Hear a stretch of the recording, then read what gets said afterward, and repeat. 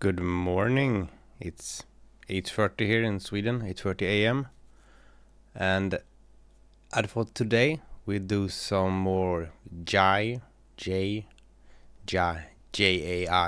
programming. I did a bit of a stream last week on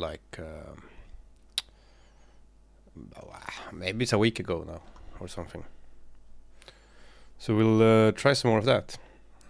Have my coffee ready. My mocha pot coffee. So we'll see how it goes.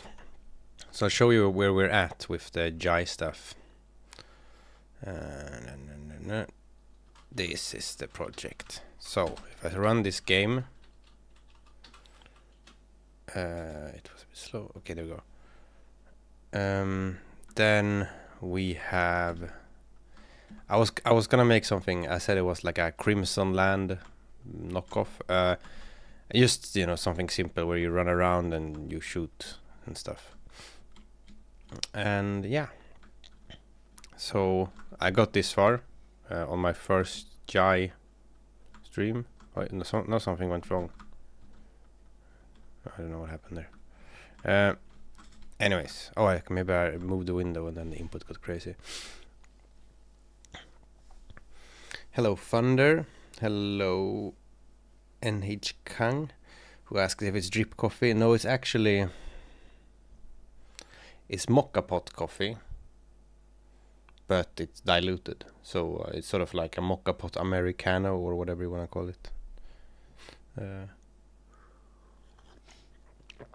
I think I've been trying out mocha pot recently this week. I bought a mocha pot and I think it makes consistently quite nice coffee. If you treat it very nicely. I need to do the brew very slowly, and I also put in a paper filter at the top so it gets less muddy in the cup. Then it gets very nice, I think. Sort of like a halfway to an espresso. It's not a real espresso, but sort of halfway there. Okay. Let's see here. So, I normally do, on this channel, I've normally done Odin programming language. So I'm a total beginner to this Jai stuff.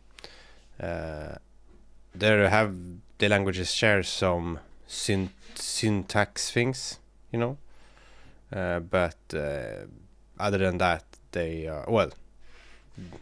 also C or C. Odin is sort of a C replacement. Jai is maybe a bit in between, or yeah, it's quite similar to C as well. I was thinking if it was a bit in between C and C++, but Jai has a bit more things happening. I think the biggest difference between them is that Jai has lots of meta programming, whereas Odin has almost none. Anyways, so what are we gonna do here today? Let's see. 2 seconds.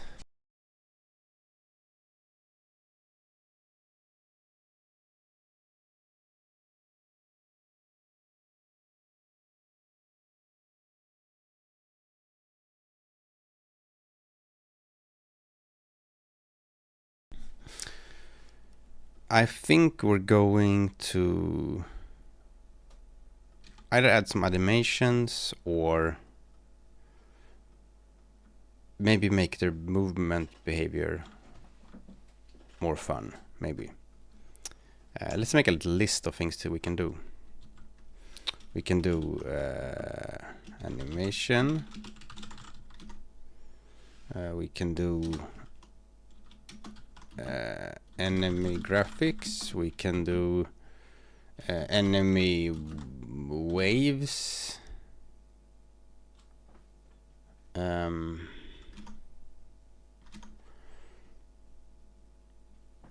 Something like that.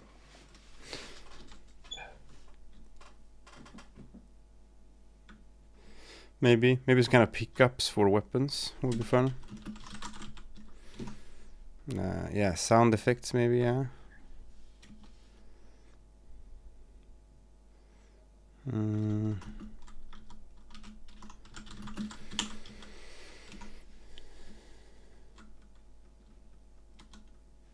Anyway, so this uses the with Jai comes sort of some simple graphics library that comes with it, and this uses that, and I think that's built on top of like OpenGL or something. So it's pretty straightforward, you know. I load a texture, I can draw the texture and stuff, and there's lots of things. This is I wrote this like just there's lots of weird. I do lots of weird things in this little program here.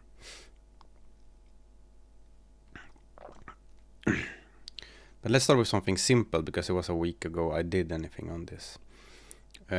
So maybe I'll do a little player animation or something like that. Although then is to pop up an animation tool, the first thing I do.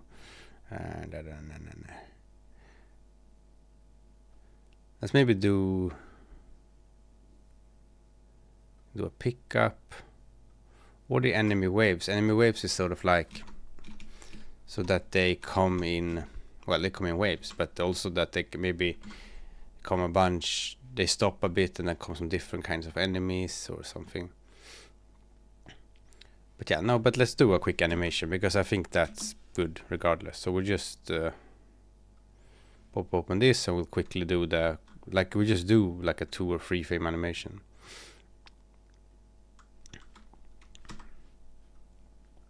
Okay, thank you Sprite for showing me this. I think maybe the player shouldn't be, I'm thinking of changing the palette. I wasn't all that happy with this one. Let's maybe change it to, this one looks quite nice actually. Maybe I'll change it to this one. So the player is like blue or something. Oops. And then we'll change the ground color to some kind of grassy stuff. That one. Like that maybe. That's quite good. So then we'll just do like how do I do frames again? Like that, yeah. So then we'll just do like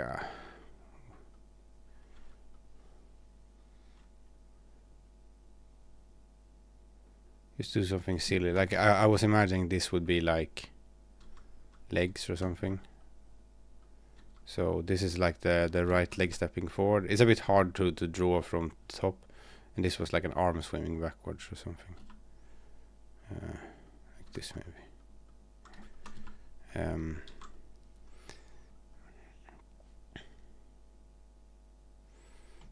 then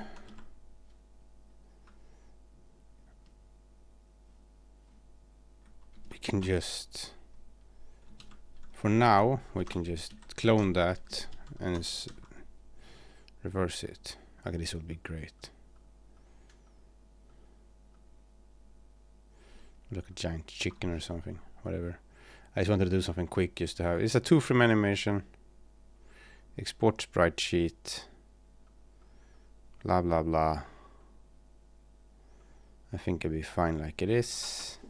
How does it look? It looks like that.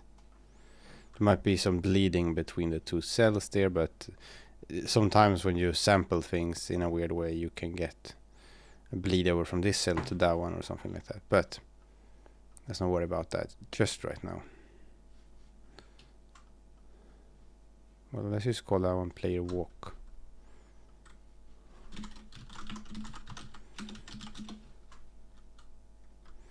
Okay, now we go back to the code. That was my 2-second that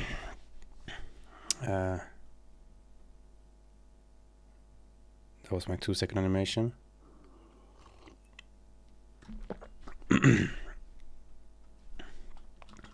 So we put player walk here instead.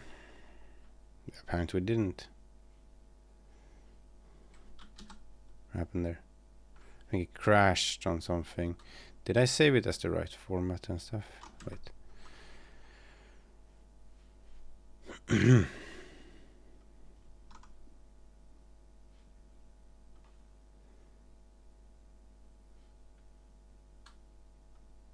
No, walker walk. Walker walk. Player walk.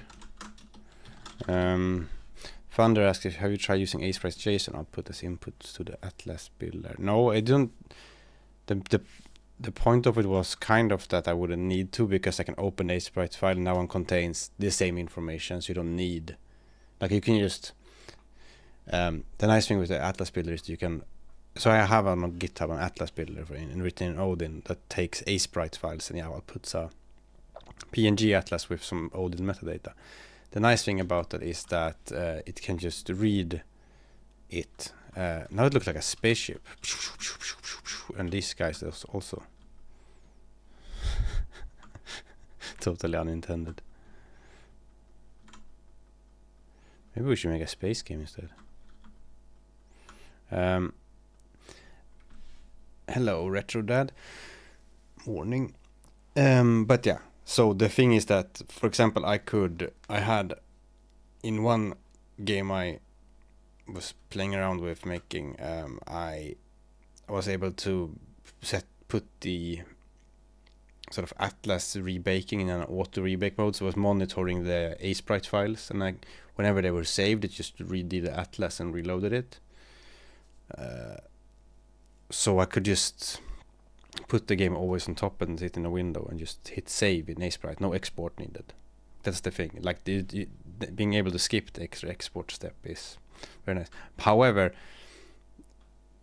there is a command line interface for Aseprice, so you could just tell it to export with some options. I haven't looked at it much, but so I didn't know about it initially, so maybe that would be easier than using a library. I don't know.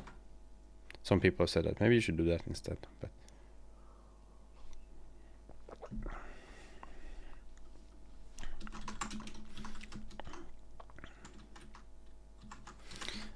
let's just load both these for now.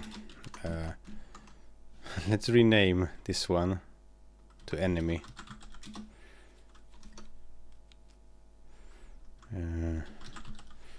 Inor made ask what microphone this is. This is a Shure MV7X, I think, or something like that. I think it is. I think it's called that. You can Google it, see if it pops up anything. It's a bit cheaper than the there's also the famous SMB7 or whatever. That's, you know, all those funny, that's been famous for being on all the podcasts, but that one costs a fortune. This is a bit cheaper.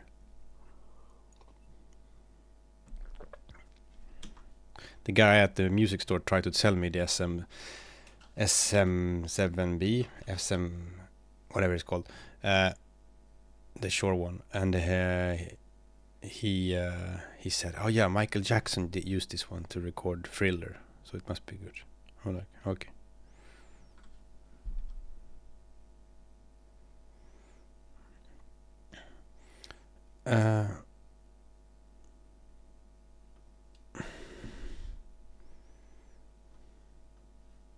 Oh yeah, so this is the enemy textures, this one. So you load them like this, and then you can do player walk. So we used to rename this so we find the compilation errors and stuff. So a thing in Jai is that you fetch the address of something with the star on the left, and dereference it with dot star on the right, I think. So there's no ampersand for taking the address. So now we get a little bit of, we just put enemy, did I call it? Let's call this enemy text and player. Maybe we will turn this into some kind of little structure for animations. Let's use the enemy text for now, because that's the same one as the old player texture. And I don't think I need to. This I shouldn't need to do even, because the draw sprite proc here does everything. So now it's like before, so I don't use the player one yet. So here is This one I don't need either, I think. And this I probably don't need to call all the time, as someone pointed out last stream. This this is so that it turns off the... This was my attempt at turning off the smoothing when it scales. So I just put nearest filtering on. I used, because the simple graphics library here is uses GL under the hood. So you can just call GL commands if there's something is missing. And it seems like it was on, had some kind of filtering going on. Hello Anon, welcome. What are we doing here? Enemy text, player walk text. So now the player will look messed up again, but the enemies don't, right? And let's now make a little structure for an animation or something.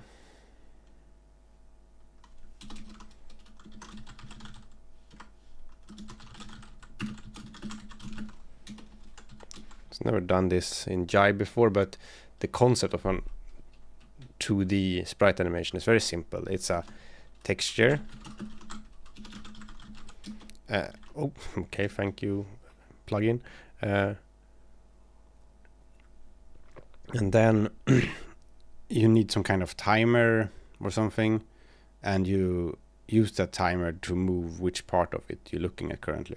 There's a couple of different ways to implement this. Like you can have a rectangle in here and update the rectangle, or you can, yeah.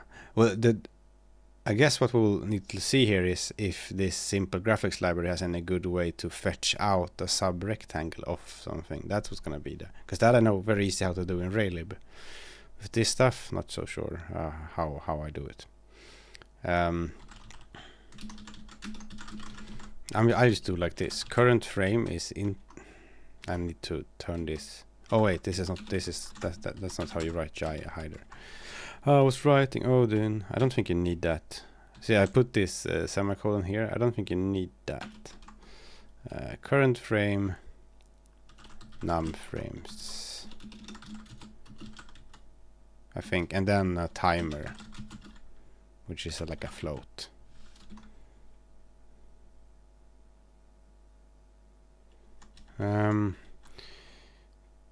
Palong Gochongs asks, is the Jai compiler still in closed beta? Yeah, it's still in closed beta. Yeah, it's a bit hard to but you can, yeah, you can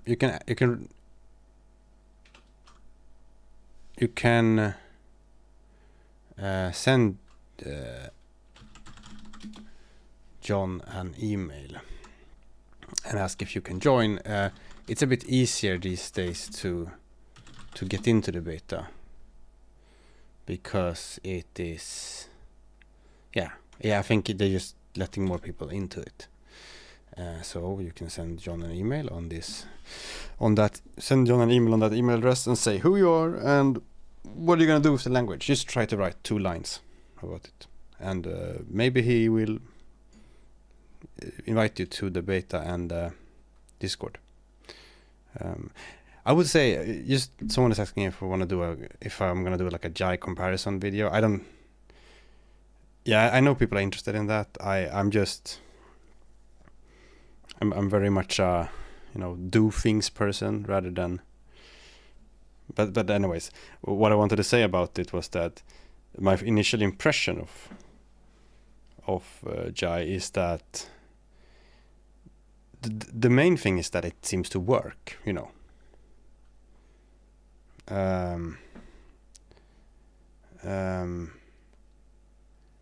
it's like, some programming language you install and then, you just have lots of trouble. Maybe the compiler doesn't even work properly, or maybe you have some library.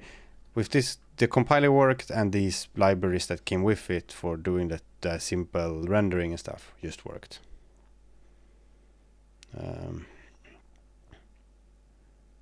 So yeah, that's good.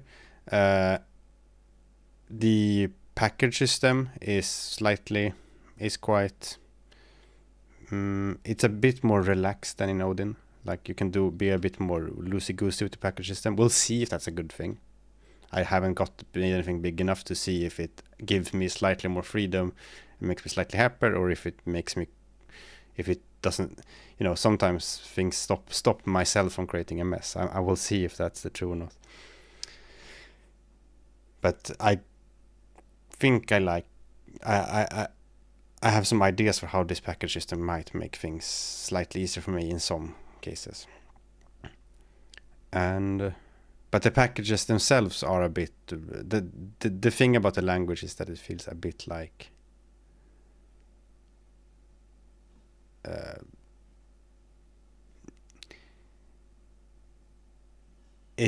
It seems a bit like Jonathan has added things to it that he finds good, and it's a bit... It doesn't feel particularly focused, like... or it's a bit all over the place. And these libraries here, for example, some of them are a bit funnily made. They seem to be made in the same way one makes a video game, it's like I add this here and add this here, and then I don't know, that's just my impression of it. If you want to compare it to Odin, I would say that Odin is at this point more polished, but that's not so weird because it's been not been a closed beta for a long time, while this is in closed beta.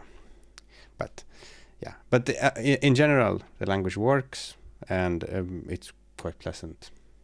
That's all you, and one shouldn't be too upset about syntax things when you're doing when you're using a new language, because it's you're just used also to your old stuff, so it's very hard to say if anything is bad or not before you used it for a while. I was doing an animation. So an animation is a texture, and in this case I will try to do this like this: a current frame, a number of frames, and a timer. And then we'll just do like an update animation procedure. We do like this. So we say we take a pointer to an animation, and then what we'll do is, do I have some way to know the delta time? I think that's what I want. I think I have a...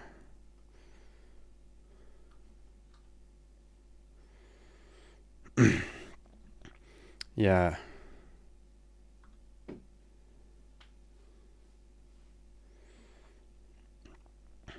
Yeah, like Olimer says that the syntax is supposedly gonna get a pass before the release.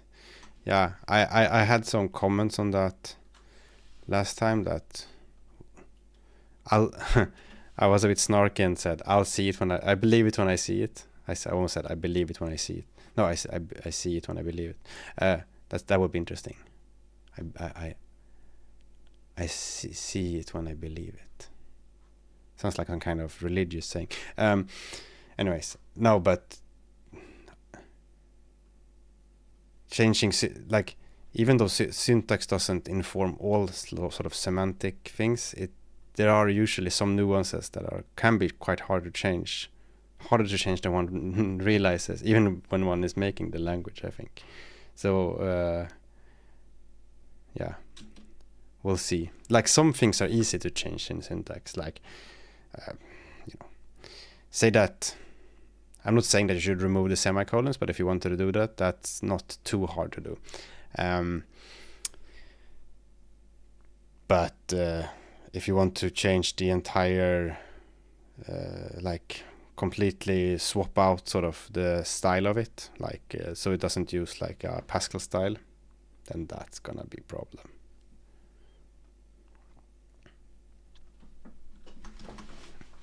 I was just gonna cheat a bit there and do like a delta time global variable or something that we update down here. So the animation has a timer, and we subtract them with dt, and if dt is less or equals to 0, then we say that a dot current frame plus equals 1, and if a dot current frame is bigger or equals to a dot num frames, then we say that a.curve frame equals 0 again. There's also this thing here where this might underrun a bit. Because if the dt is bigger than what's left, then this will be negative. So we can do this funny thing we can do here where we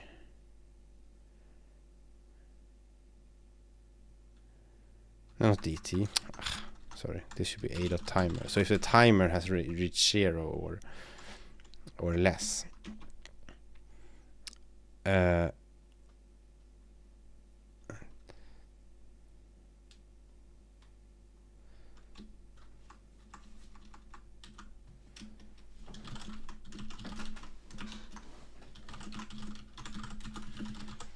then we say how long time do we spend on each frame, and then we say timer a dot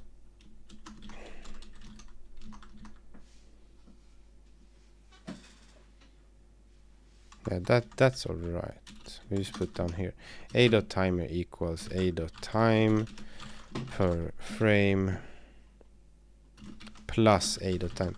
And the reason I put this here is that this here might underrun the variable, so it's like minus 0.01, and then if this is 1 second, for example, then this will add on that negative thing, so that it gets slightly shorter, because we should already eaten away a tiny bit of the next frame. It probably doesn't matter. It's just something I've done when I've done animation like that. Okay. So that should work. So now we can try making an animation. Yeah, I know I can put using here, but I don't like that much, because it just makes it like you can do that in Odin too. It's I don't know. Makes it look like a global or something to me.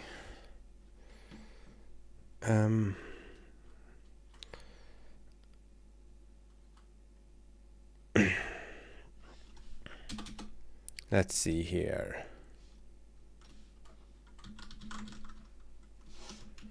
Let's just do a load animation. Is this how you write a string? I don't know. Maybe.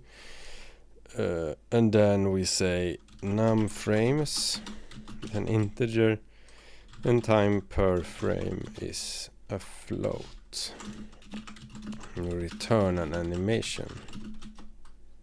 Is that how you write it? I don't know. Maybe. You need parentheses around over here? I don't know. I have never done a procedure that returns anything, I think. I'm just guessing it. I'm guessing from Odin syntax and hoping that maybe it will be fine.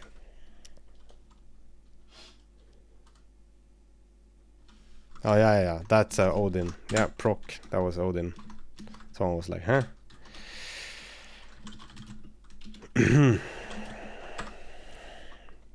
Let's see here. How do we load a texture now again?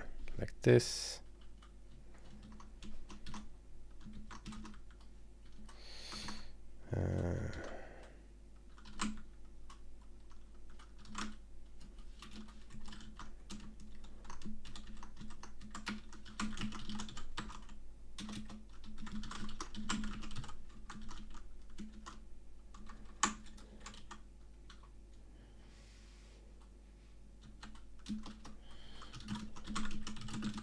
So we load the texture like that. Well, okay, if texture is an assert here. And then we can just return the whole thing. I guess you do like that to auto construct based on the type. You have to do the dot, but you don't need to do the type because it's there. I think so. Text equals text. Current frame. Oh, down. I don't need to type. I would assume they are 0 initialized. Num frames. How many frames do you have? Have you made a nice song? Painted a nice painting? Then you have many frames.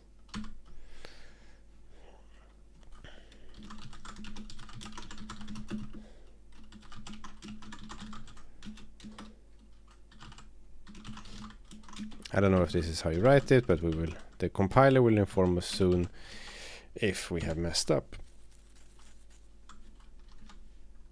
Well, it compiled, but question is, does it compile when I do this?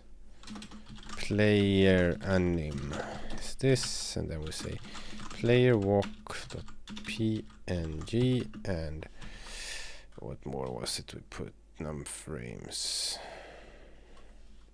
2, and we say 0.5.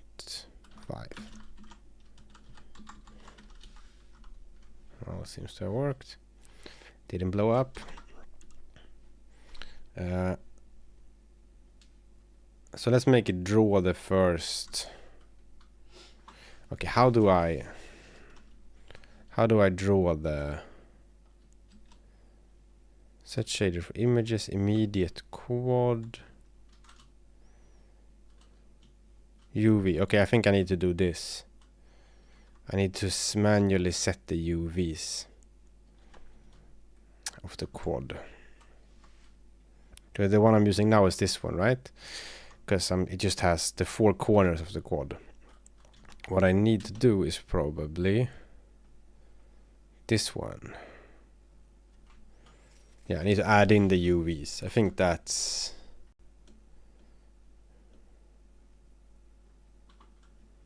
Yeah, oh, immediate set 2D projection. Maybe...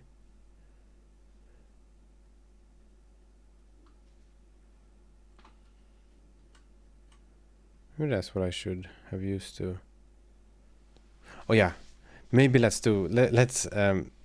before we continue, let's look at the scaling of things, because I manually scaled everything, unless I don't misremember. Yeah, there's a scale here, because I didn't know how to do a... So, you know, this runs in like high resolution, 1280 by 720 or 920 by 1080 or something. And it would be nice if... and these are like sort of zoomed up pixels. I could render to a small render target and scale that up, but to make things easier with the programming here, I wanted like be able to rotate freely like this.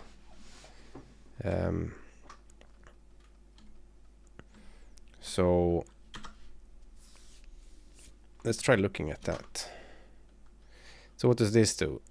Immediate set 2D projection, render target height. Okay, what does it mean by render target? Does it actually mean render target, or is this just a scaling? Orthographic projection. This sounds like sort of what I want. Let's try that.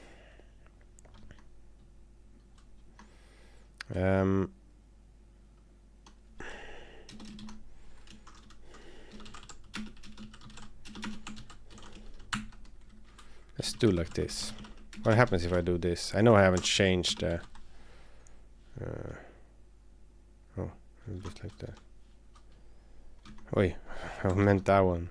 Render target, we're just saying random shit.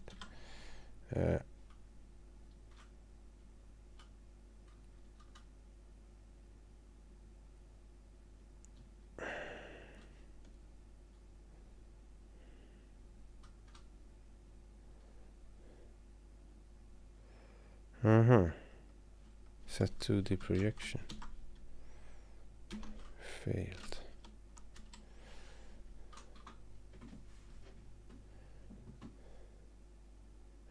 Aha. Okay, so this is you're supposed to set this. I don't know if it's what I want. Maybe let's try going to draw sprite. So let's try setting it here. I'm just playing around now to see if I can... Yeah, okay, that looks interesting. So now I could maybe, in theory, remove all these scales. Yeah, and that looks... I mean, everything is broken now, and there's like a outline on the thing. But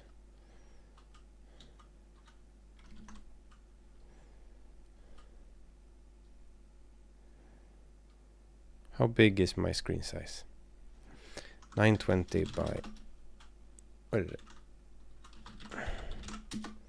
at 6 times, I think. But it might be some DPI scaling going on. I don't know.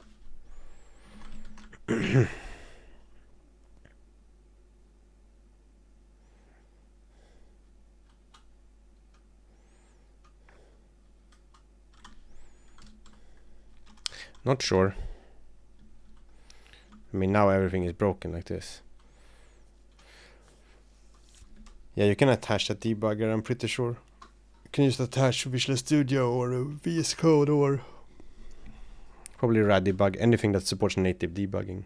I haven't done it, but I just assume, because that's how it is with any of these languages really. But right now I'm using, maybe I would need to use the LLVM backend for that. I'm not sure. Can I use the x64 back? Does it output the correct debug symbols?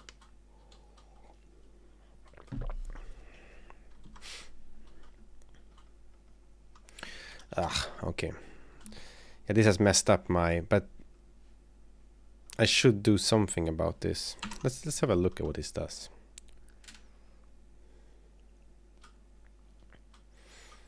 Yeah, I think, yeah, I haven't actually looked at it. I just assume it outputs PDB files because it works with Visual Studio and stuff. I know it works with Visual Studio.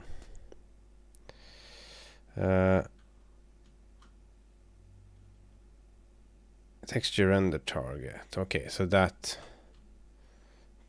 tweak projection matrix. Interesting. And then it says a parameter, and this is just what it does. It just sets a matrix on a shader. It gets a uniform location, so it just puts that in there. And then it just checks which kind of projection you have. So I think this is what I want.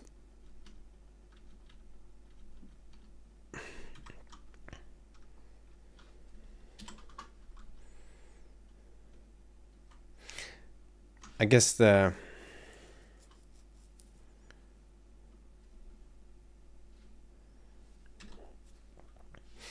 here you have orthographic projection matrix. What do you get out of that? You get a matrix 4. Okay. What is that parameter available? Okay, that's in GL. No, okay, it's in the backend of SIMP. Is that something I can use?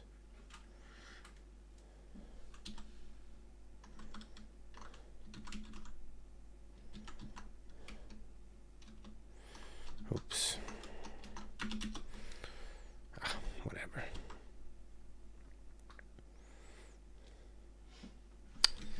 I'm just thinking if I should copy this myself, because I would like to have the matrix. So.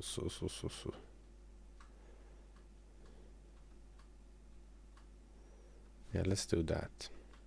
Let's see if I can do this myself instead.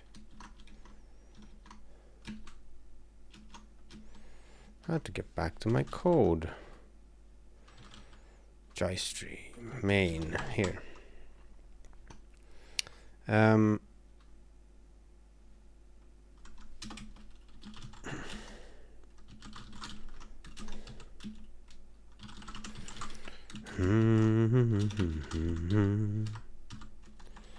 So we will construct the matrix like this. Let me just paste this code here and have a look at it.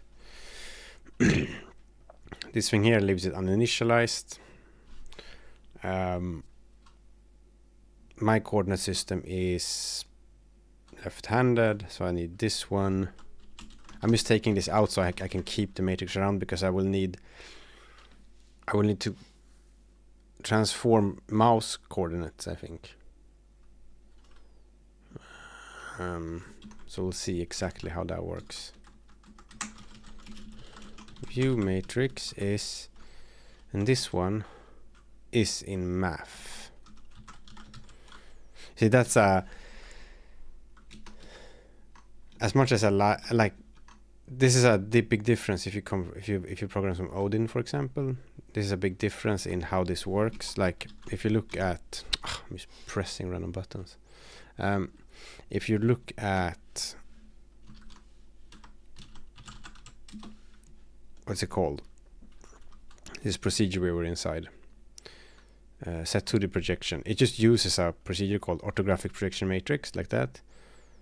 That's in the math library, but up here it, well, not up here, but maybe it's at the bottom or in the module somewhere. Yeah, it's it. Okay, so there's several things here, right? This one, there's no import of that package or module at all, but it's probably in module.jai here in the same folder. Here's where all the imports are, and it just says import math without giving it an alias. I think you would do like blah to give an alias, and I will dump everything into the namespace, which can be very useful. It also, for me, looking at the code for the first time, it makes it a bit harder, like, because I'm like, okay, I used to assume this was a local function in this somewhere in here, but it's just in another module completely. It just happens to be brought in, but I guess it's also something you learn over time in a code base, so maybe it's fine, but it does make getting into it slightly harder. But it's also something I'm missing in Odin, so it's like, you know, a funny balance. No, small things, the small things. So we're not gonna do this, we're gonna make our own matrix. I'm just doing random things here now. Render target width.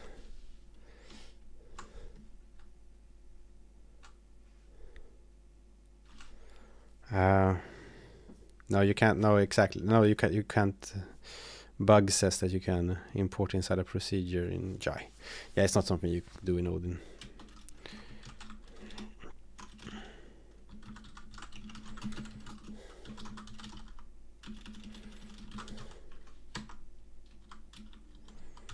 This autocomplete is... Oh, maybe I can turn it off. Yes, I can. I don't like it. Syntax specific, and we say autocomplete. I think false. Oh, nice.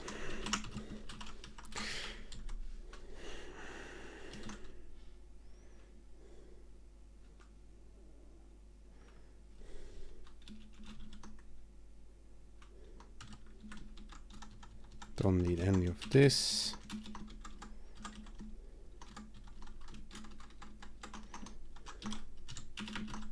So I'm just trying to make a little projection matrix. That's essentially what I'm doing. Backend tweak projection matrix. That's the that's just, this thing here is just, what is it doing? It's on the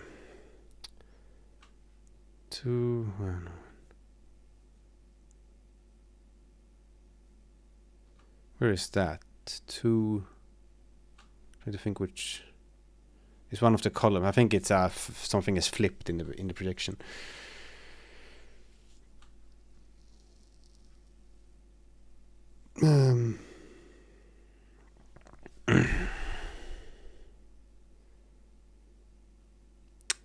So that's funny, this stuff, because the matrix library in here sort of assumes one thing, that orthographic projection does this stuff, but it's funny how this is inconsistent. Here is the braces there, here it's here. No big deal. It's just funny.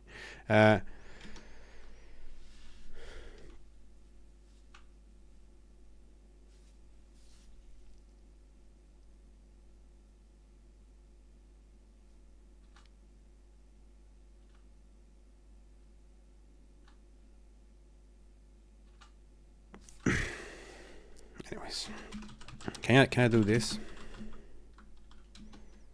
No, that's not what I want to do.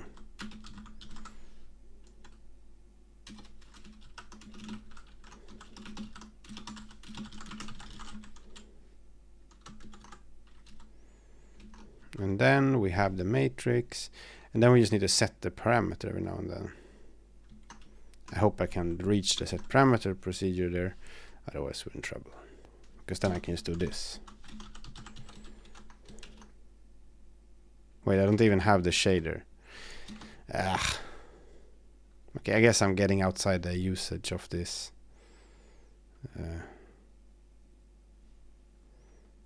I'm getting out of already getting to the limits of what you're supposed to do with this thing, maybe.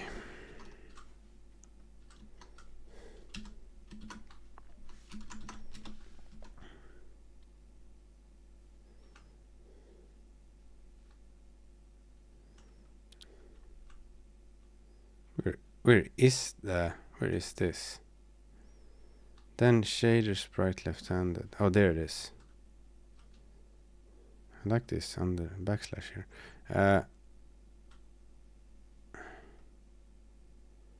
That's why I didn't find it, because did I put that there? I don't know.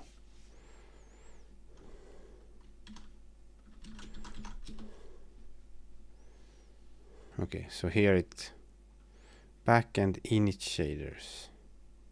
Well, let's just fetch that one for now.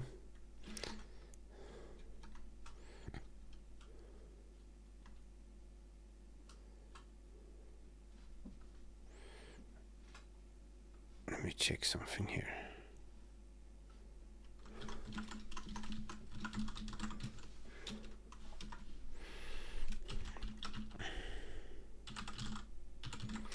So Bug says this how-to here is good for understanding the import. So what I'm mostly curious about is the load, how it works. Where is load?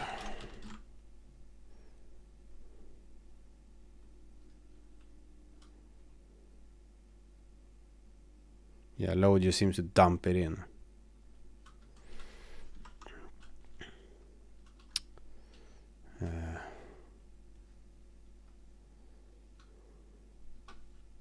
But yeah, it's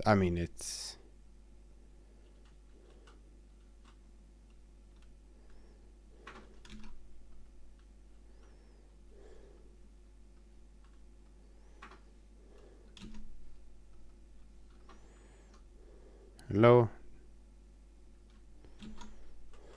Fine.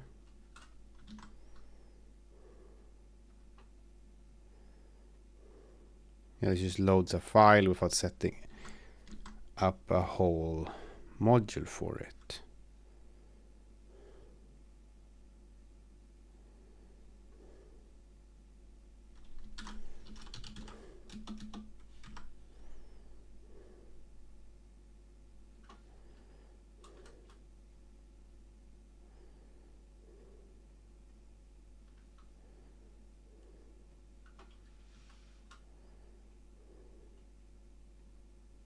Without having to search for the import path. This is different from hashtag load because load puts things into file scopes under application scope.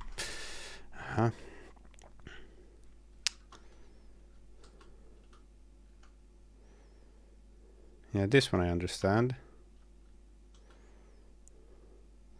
If the input path is set to default, which is just one folder called modules, it will be search for base.jai in blah blah blah blah blah. And if one of those exists, it will be loaded. Yeah, so it can fetch the module.jai inside that folder. Yeah. When you import a module, that code gets into its own module scope, which cannot see your program's global scope. Yeah, that makes sense. This means that the module can be imported cleanly without global symbols causing unexpected changes of semantics or conflicts due to, yeah, so the code inside the module can't see the stuff in your. And then if we go down here, right, so the difference is that load, like if you just load something, as far as I understand it, the things in the loaded file will be able to see things where it is loaded. But so that's why it's used, like if you look at this stuff, this one loads all these. So the module is made from just gluing these things together, right? I think that's, if I understand it correctly. So you can see it as all these things in here then see each other because they're all just loaded together like that. That's sort of how modules in Odin works, but in Odin you just import the whole folder and everything in the folder sees everything else. But yeah, correct me if that's what I understood from all that. and what seems logical as well. Anyways, so with that, armed with that stuff, we can go back to whatever it's called, set, not set parameter, but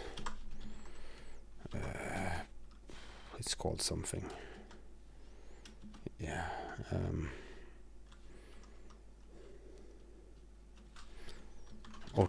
Not orthographic. Render target. What the hell was it called? Where was it? The one I was looking at. The one I copied code from. Like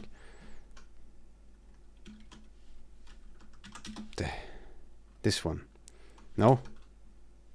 This one. Okay, in here. Okay.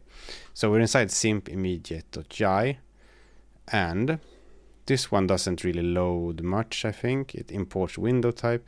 It's funny that the things are sometimes at the bottom and sometimes at the top. I'm like always like I'm like, okay, here are some things. From what I can see is that sometimes it's like the sort of internals of it are loaded at the bottom, so it sort of becomes, but yeah, it's a bit funny. It's just a bit all over the place.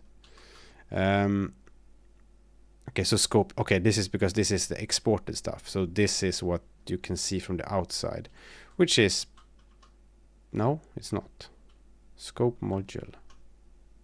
Module parameters. Scope export. Okay, I need to look at what this stuff is. What is scope module? Scope file does what we already explained. Well, yeah, scope export and scope module put both declarations into the module scope, thus they are visible out to your entire module. The difference is that scope export put declarations into the export list that will be used when someone imports that module. Okay, yeah, that makes sense. So let me also check something here. If you write those, so this is I need like 1/3 of this amount of information usually.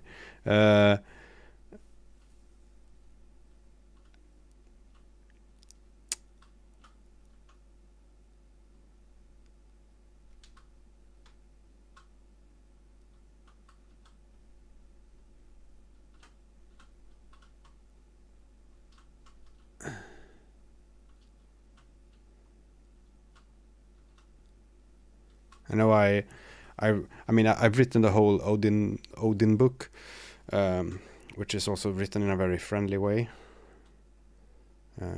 But that's for reading, you know, like sitting down with a cup of tea and reading.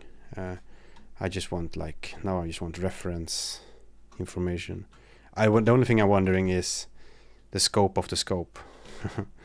I guess this is for everything below it until something changes. That's what I'm looking for.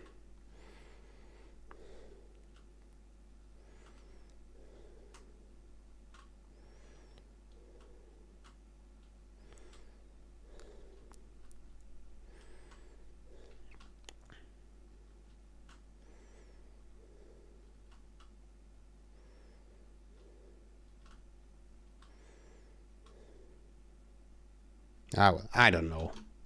We'll notice. Yeah, I'll figure it out. So these things are exported, I think. It's another scope export, even though we're already inside one, I think. Scope module, scope file. Okay, so all these things seem to be exported. Right. I guess the backend might not be exported.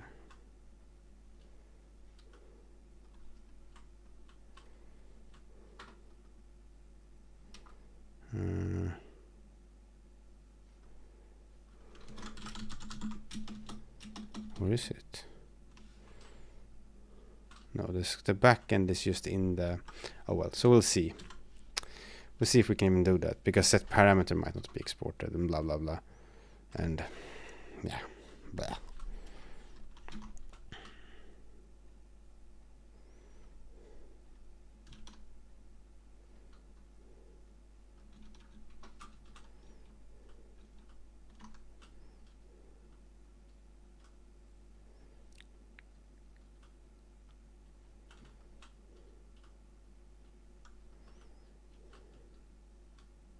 This is just the other one here, but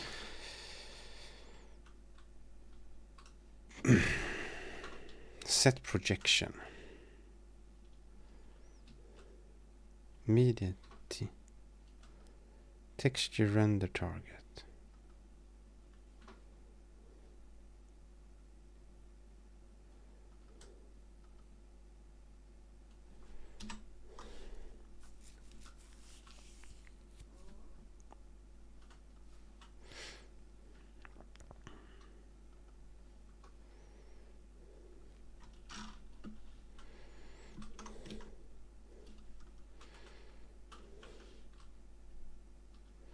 Ah, well. I guess we don't really need to. I guess I can fetch the matrix somehow else. I just wanted the matrix to do like take my mouse pointer and fix stuff with it. Let's see if we can do this in some other way. Let's do this. Let's just delete that for now. Hope for the best that works. And now we see if we can fetch the mouse that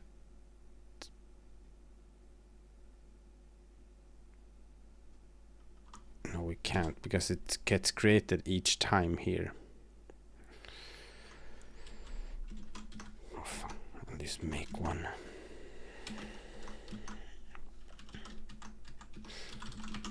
We'll do it the ugly way, and then we'll see if we can fix it.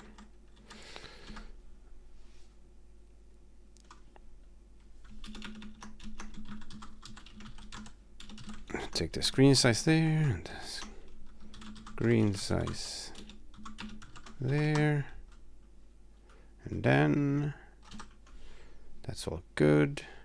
And oh yeah, I also had math imported here. I was like, how did that work?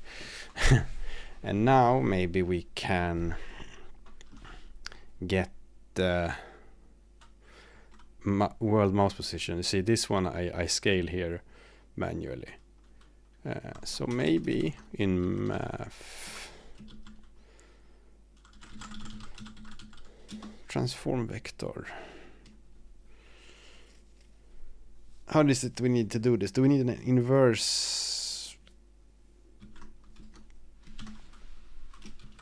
transformation or something? Any matrix free. Okay, this is for 3D stuff. Well, it's just a multiply, so whatever. Well, this is for multiplying matrix of matrix.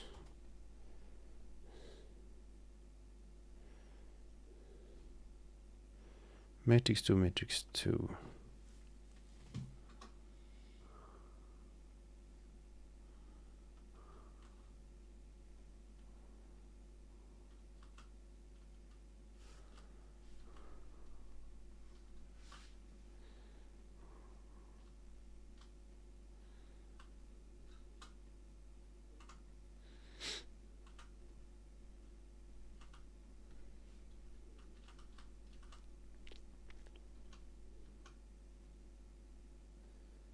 Translate. I guess we just need a scale, actually. Guess that's a scale matrix. Scale it by a float, and you get. This gives you a matrix for scaling.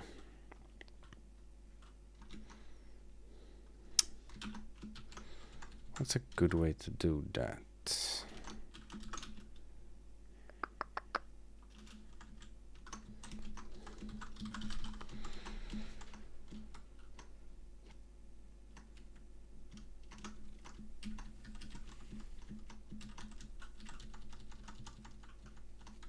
Let's try something like, what happens if I do this?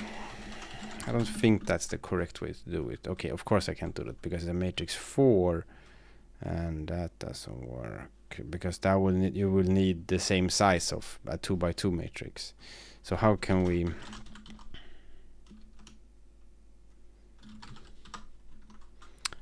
turn that into a smaller matrix? I mean, we can just pick out the elements, of course. But is there a way to sort of go down in size? Make matrix 4.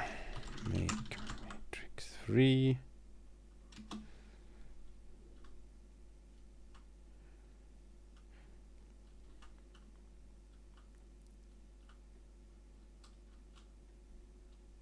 I guess you would usually do a 3x3 matrix and put a 1 in the last element of the the matrix 2, so of the vector, so it becomes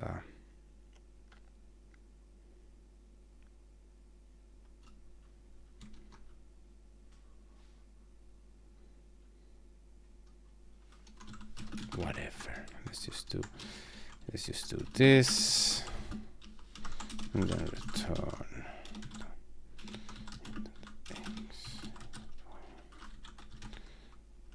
see.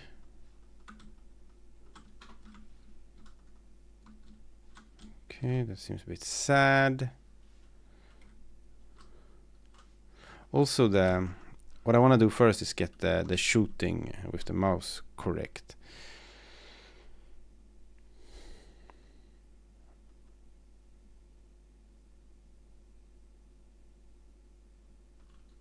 And then we just add a bullet at the player position, which seems funny because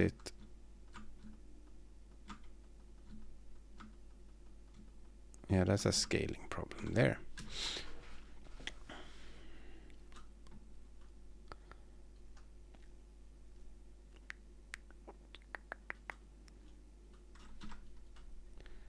I felt like I was not supposed to do animation, then I realized my scaling is a bit, I need to fix it. And these kind of things are, you know, when you've done this once in sort of views rarely, when you've done it once, it's fine. Because you found the helper functions to do that. If you don't find those helper functions, maybe you sit and be a bit confused for a while with coordinate systems or just the language. But it's okay.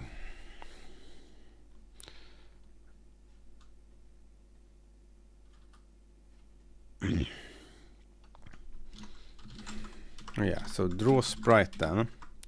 Currently that one does this.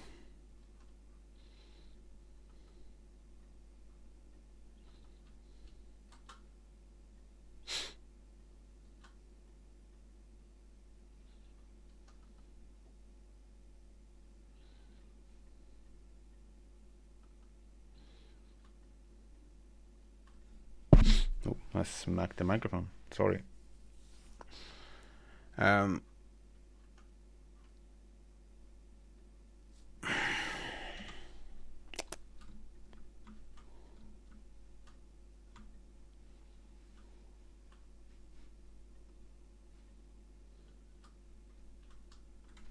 If I remove this, then you have this tiny thing up here, right?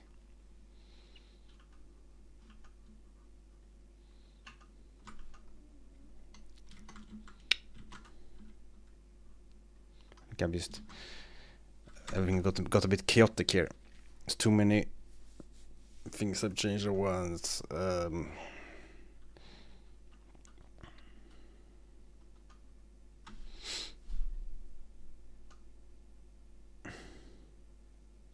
Nasrawi asks how long it takes for me to learn programming. I don't think it's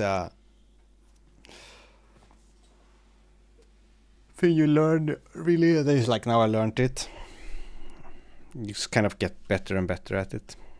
I wasn't, you know, I wasn't anyone who started, like, I didn't start when I was 5. I kind of did. I poked a bit when I was a teenager, but not much.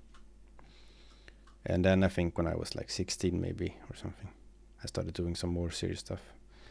And then I was quite a crappy programmer for a long time because I was just didn't make sure I understood things correctly. I just kind of like threw things together and hope for the best. And then at some point I got a bit more like interested in making sure I actually understand everything from first principles and stuff. So yeah, But now, yeah. Anyways, I'm a bit. So that took. I think you're always improving, I would say. But there are. You can certainly go faster than it did for me.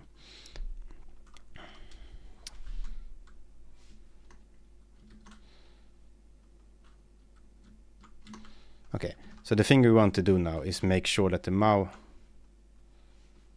position starts at the same spot as the... Is this even the right way to do this?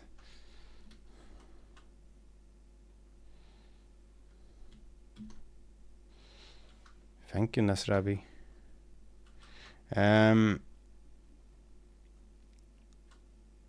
Is this even the right way to do this? I'm doing a bit many things at once here. That's the problem.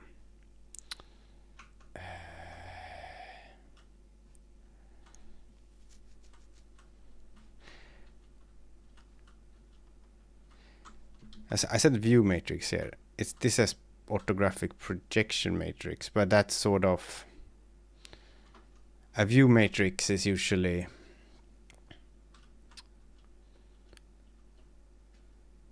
Okay, yeah, so you have a projection matrix, which is how you sort of deform the scene, and the view matrix is sort of where is the camera. So I guess this is more of a projection matrix, actually.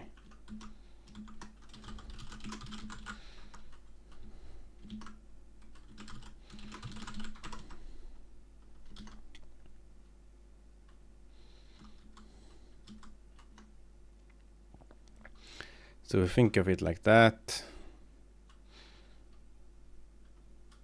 Question is if this should be like an inverted. Because I'm thinking...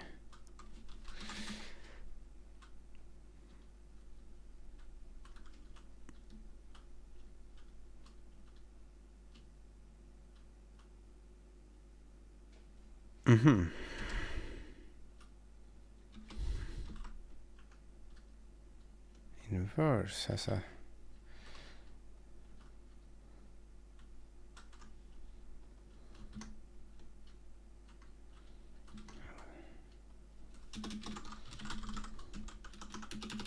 Let's just do it like this. Because what you need...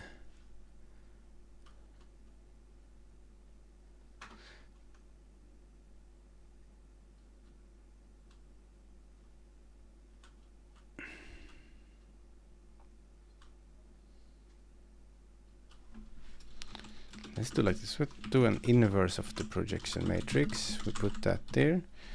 And we'll... Maybe I need an inverse because I want to go the other direction. I'm not completely sure yet.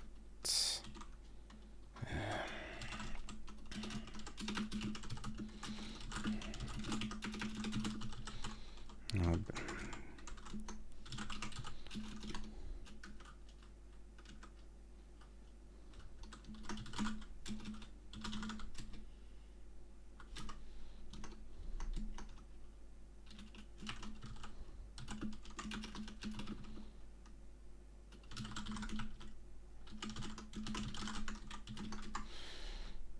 Try that instead, because then we have an inverted projection matrix.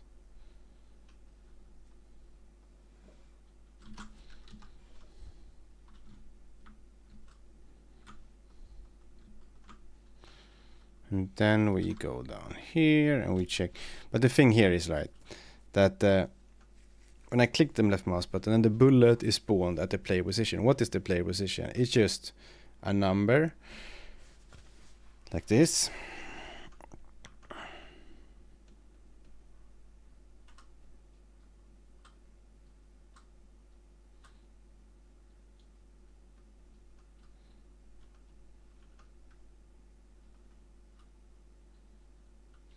I think it's just that the positions of the bullets is updated differently.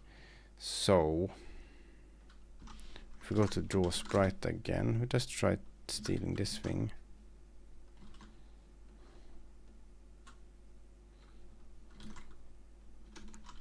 put that there. Then we can remove the. We just say. Wait, what was the scale position? It position. Blah blah blah blah blah. Okay, so if we just do this, let's just try doing this. I'm trying to get rid of these manual scales. That's essentially what I'm trying to do. Okay, so that works now. That works fine. It was just that I wasn't drawing the bullet at the correct spot. Now, of course, the size of it looks absolutely bizarre because bullet size is also scaled. So maybe we just put 2 there and see how that goes. And you see that looks a lot more reasonable. Now we just keep going like this until we figure things out. Right, so now it doesn't turn. It should turn towards the cursor, right? And I think the size of it might be a bit off. I think that's. I'm also gonna take these and say screen size.x, screen size.y. Again here. Is the 320 anywhere else? No, good. So now I can. Okay, there's some cast needed here apparently. Yeah, I get why.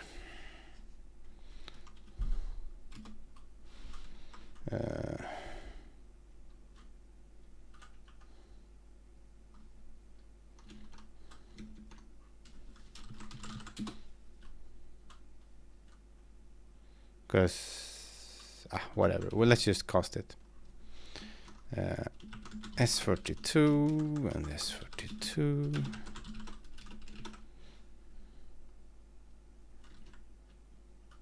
Actually,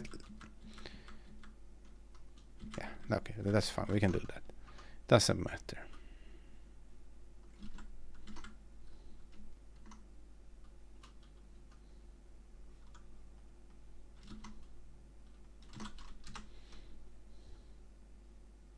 Oh yeah, maybe you need like that. Oh yeah, there's the postfix casting, which is quite interesting. You can do like this. Apparently there's like 3 different ways to cast, someone said right now. And people are like, which one will win? Which one will be removed? I don't mind this one because this way you see the numbers that are getting cast here, and then there's like an extra operation on it. Otherwise, when you see it like this, you're like, if you have like that, you're like, okay, here's a cast, and then you have to go over here to see what is being cast. So it's sort of like disconnected in a way. So I don't think that it's a terrible idea with the postfix casting. Right.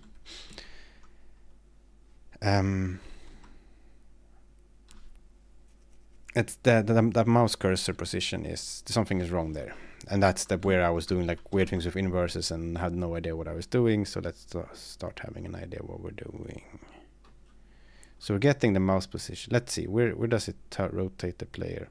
Player to mouse. Okay, it takes out some angle, and it has a player position and a mouse position. Player position is the current player position in the world. It's supposed to be sort of a world position. And MP is supposed to be our world position of the mouse, which clearly doesn't work. Because I'm just doing nonsense in here. Because if we did like this,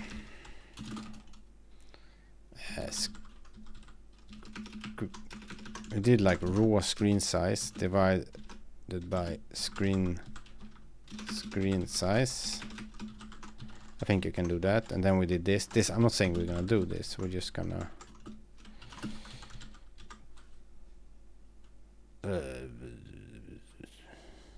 oh, did I actually remove the? Oh no, this is just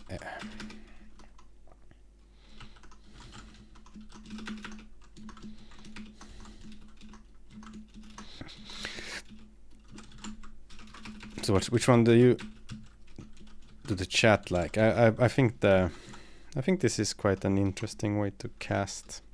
I don't know why other languages haven't done that. When everyone is so all the languages are so crazy about like methods and things being at like as operations on the thing, and then for some reason casts in many even new languages are still done by parentheses on the left. So wait, what am I doing? Yeah, okay, so this should probably be divided by the scale. Yeah, so that works because it's scaling correctly. But the question then is, that's sort of the same as my old behavior. I was thinking if I could do it with a little matrix math. Not that I really need to.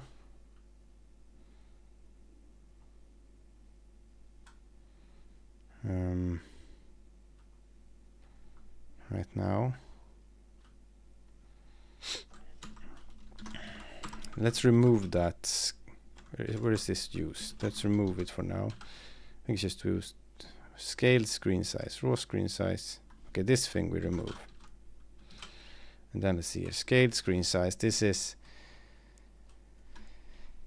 the size of the screen in. Okay, this is just supposed to be screen size, because that's sort of the world position. The player position here, PPS, is, where is that used? Is it even used anywhere anymore?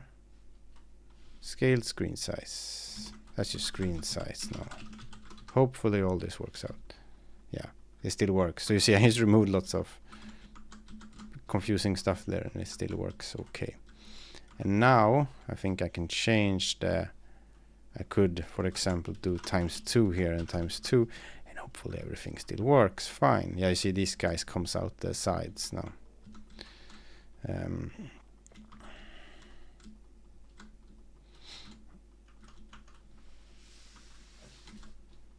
Right, so that's good.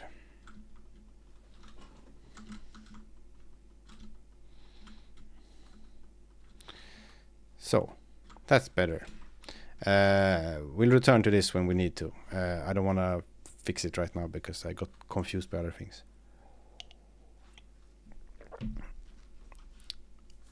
Let's change this back.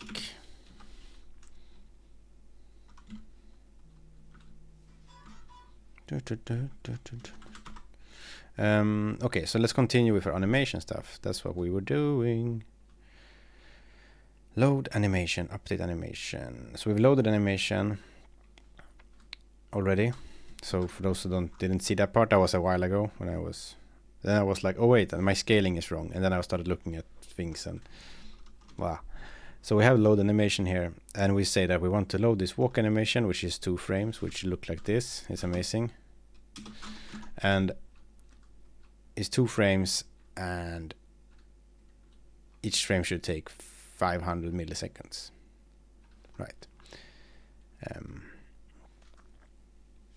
So that's what we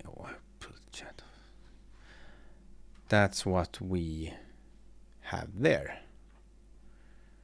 So let's try to draw that one. Let's try. A good thing is to, instead of trying to get the animation running, try just drawing the first frame, because this should be set up now, because load animation says current frame is 0, 9 frame is whatever we put, and the timer is whatever, but we can try draw animation or something like that.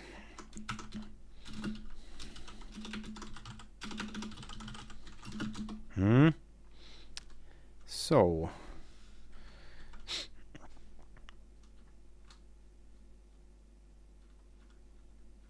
let's copy this stuff for now, and we say a.texture.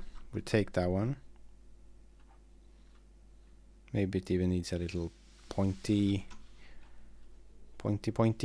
there to get the address of the texture rather than the something else. This can stay for now.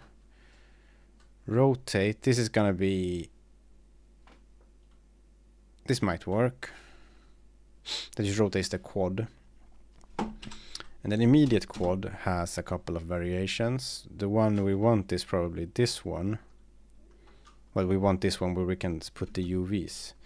So this is top left corner, I think. Let's just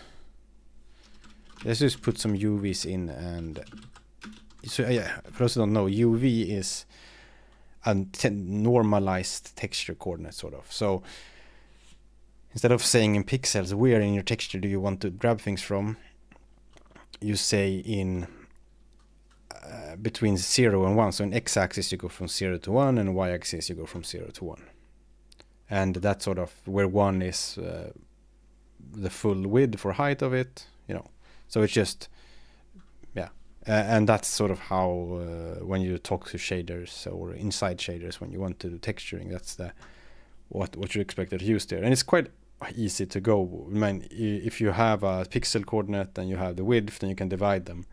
And you get this number between, like if you divide a pixel coordinate in a texture by the width of the texture, when the width and height, then you get a vector 2 that's in between 0 and 1 on both components. So you're sort of done. Let's just put something in here to I think, to make it work the same way, and then we'll change it.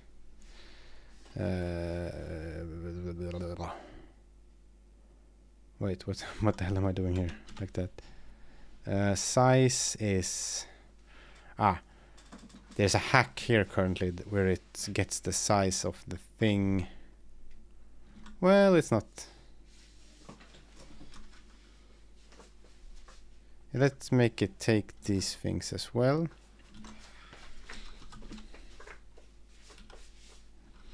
Like that. And then we can go down to where we use draw sprite, and we can say draw animation, and we say player walk. What do we call it? Player anim. It's called player walk anim. La la la. Right. And this still does the same thing, which is what I wanted to see, because that means that it's working okay. Then we could, for example, if you want only the first frame, we can put on here 0.5, which is half the width of the texture, and we will get the first frame. You see, that works. That works okay. Now I would like to know how big is the texture. Maybe. Okay. So texture, you can just get the width and height from the texture, so that's fine.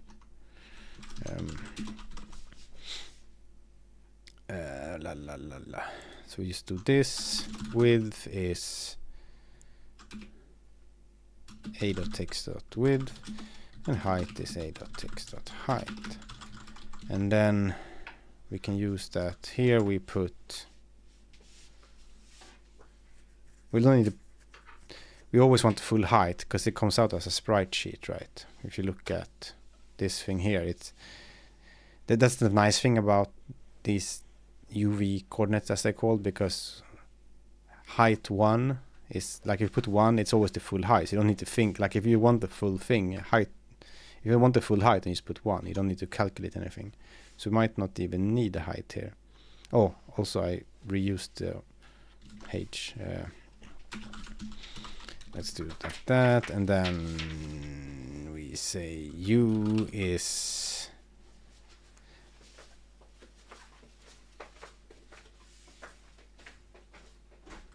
so now we just fetch the current frame.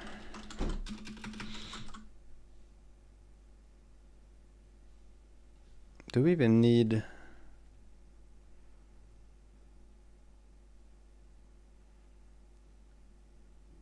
So current frame is 0, and then we have...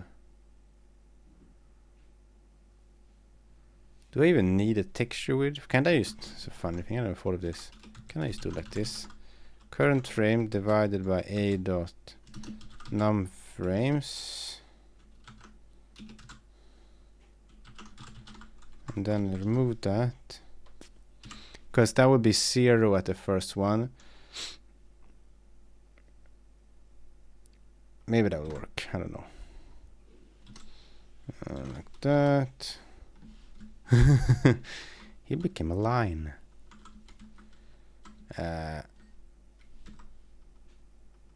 U is the current. What is that then?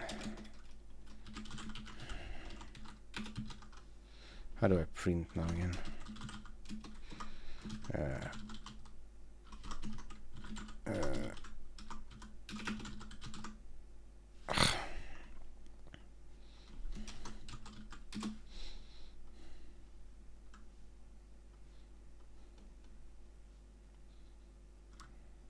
All right. It always wants a format string.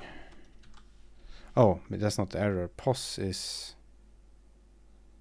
What's the problem? Oh, S. Right. Is there a print that doesn't take a format string? Because it's pretty unnecessary to have to. All right, because.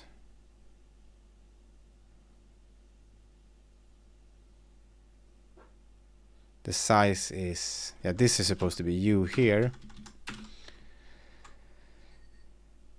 And then we need to know how big, how wide each thing is. So here is sort of like a U plus the UV width or whatever you want to call it. So you get, I think that's what you would need. Let's see if I can think correctly here.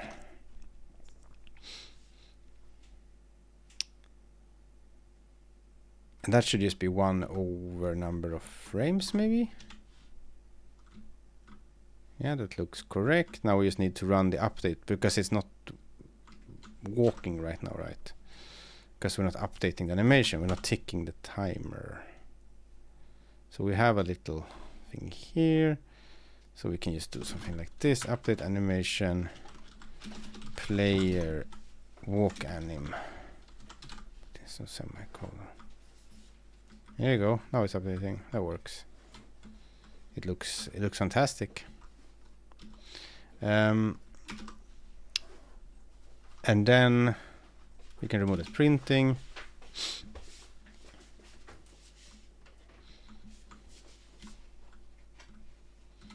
It's fantastic how it looks like an angry bird that's flapping its wings. Also because it's completely symmetric, it makes it look very weird. Maybe we can give it a little something here, like a little baseball cap or something. Like this. Wait, what's up and what's down? We will notice.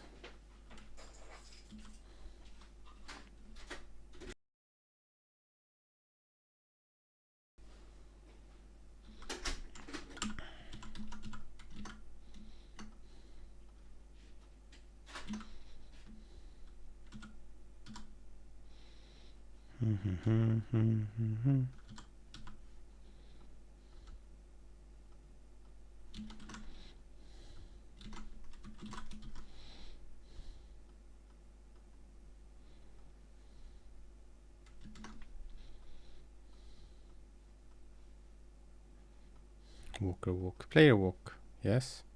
Export. Oh. Okay, so it's backwards. Well, I guess down. Yeah, it makes more sense if down is like that.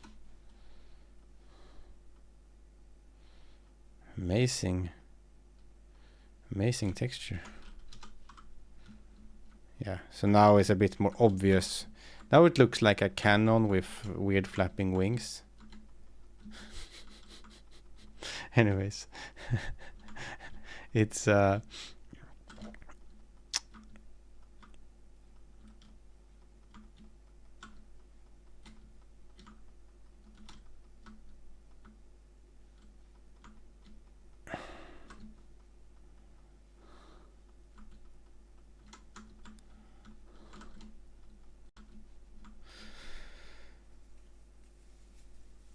It's funny this way of doing it. I didn't. I haven't. I never had to get the size of the texture at all there. I don't know. It was just. I found it quite. It wasn't like take out the current frame, multiply it by the width, and then divide it by the full. Or so anything like that. It's a bit funny. Hello, Ren Ross, who asks what's your opinion on Jai and how it compares to Odin. Well, yeah, I said a bit about it earlier, but it's an okay language that seems to work, and it seems good for making video games, which is what it sort of was made for.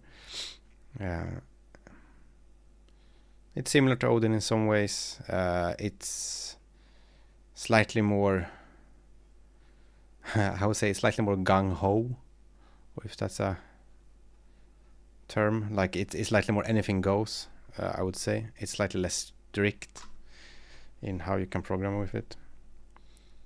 Seems like. I haven't used it enough to have a strong opinion on it, really. But the module system is a bit more relaxed. The syntax is a bit more all over the place sometimes. And stuff. Kunimi asks, what happened to Odin? Nothing happened to Odin. This is still there. I'm just doing a stream where I try new language. I mean, it's I've gotten this question a lot. What happened? Well, what are you? Did you ditch Odin or something? I'm like, no. This is the second stream I'm doing about this, and I think there's also this thing with like programming fans. They have like, oh, this is my language. This is the one I'm using. I'm like, well, most programmers, like maybe some programmers have like, oh, this is the one I'm using at home for my hobby project currently, and this is the one I do at work.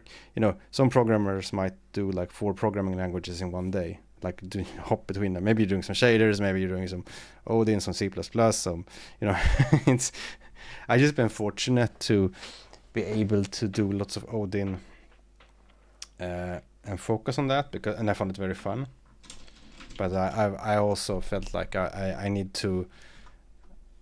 I can easily get a bit stuck. I did some JavaScript earlier this year for a website. No, I didn't do it for a website, but I did it. I think I did it for something on the Odin book website.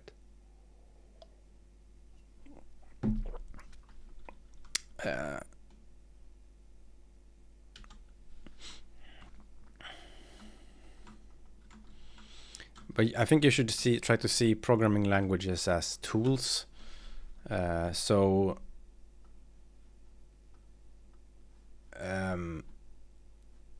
with that in mind,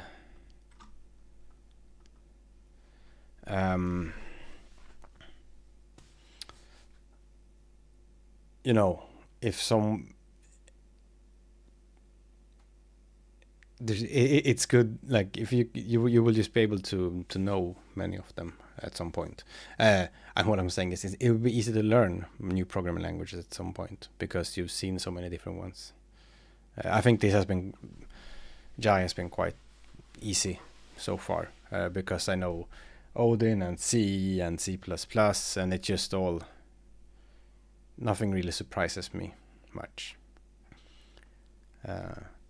But you know, if you see them as tools, you wouldn't be surprised if someone has 2 hammers and sometimes prefer one because it's bigger and sometimes prefer another one because it's easier to do things with. So you can sort of try to see it the same way. It's not a religion or something. Did you try the meta programming of Jai? No, I haven't done really anything. I think I typed -run once in here because I needed it to get the enum value at compile time. So this is my meta programming here.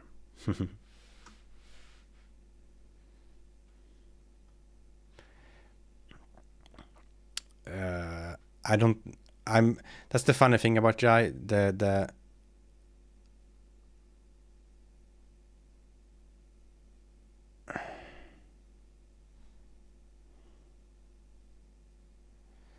Uh,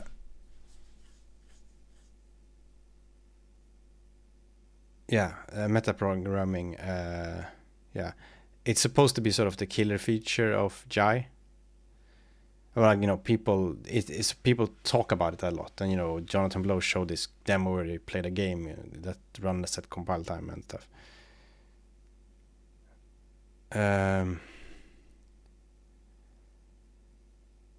But to me, that sort of, I'm not super interested in that. So it's funny because that's people are like, oh, that's the super big feature, and I'm like, that's the least interesting feature maybe. Maybe for doing simple stuff like this, good. But we'll see. I can't think of anything right now where I would use. Maybe some of my code generators that I usually have done in Odin, where I generate code and then compile it, I would do with metaprogramming instead. But maybe I would still do them as pre-compiled code, because it's easier to look at, because you can actually you just have the code is there in your project. It's not something that's like it's something you can jump the definition of that code. To me it's still easier.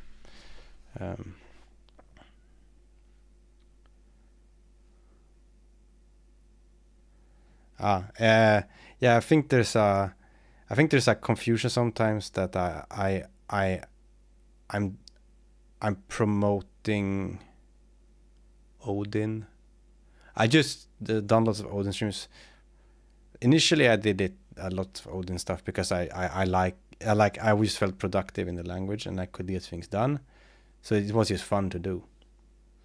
And then of course I wrote a book, so there was maybe some kind of like, I wanted to both show people some basics and then like I wanted to show people some basics and maybe be like try to market my book a tiny bit at some point. But I really haven't tried to sort of like sell out the whole YouTube channel because of that. But yeah, it's I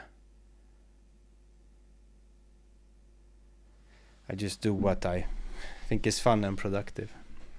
But now I'm just trying this.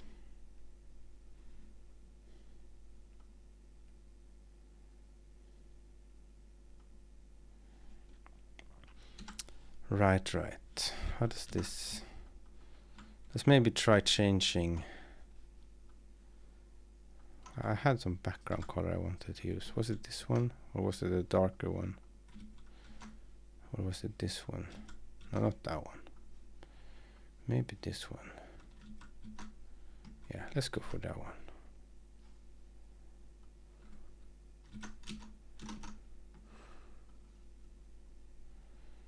But yeah, I don't gain any, like the only thing I could, yeah, in the past I didn't gain anything from doing Odin things. I just like on stream, I just did it because I thought it was fun. Nowadays, of course, I have the book, so it's good to do it because of that reason also, to make people aware of the language, so that maybe some of them want to buy my book at some point. But it's really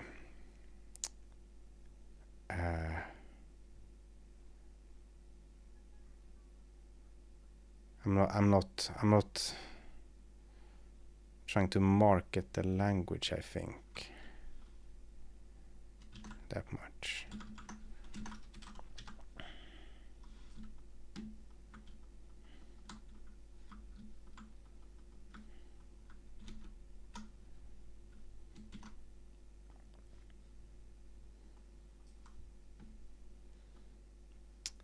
And then we take this guy.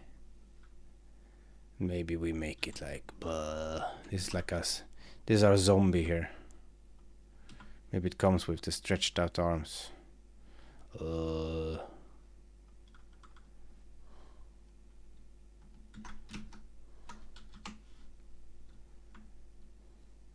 they're the wrong way around.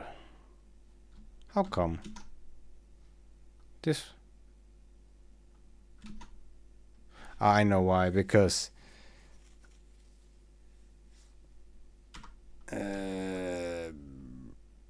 it's because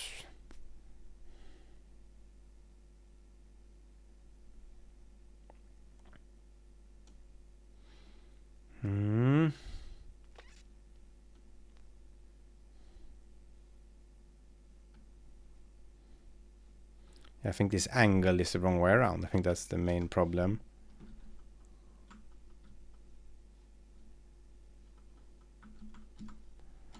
Wait. Minus. Like that maybe. Yeah. So now it's the other way around. And maybe now we just flip that.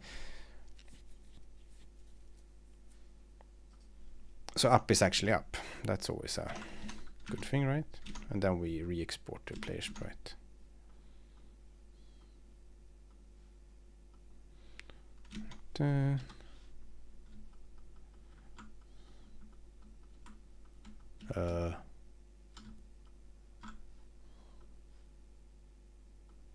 Wait a minute. Was it?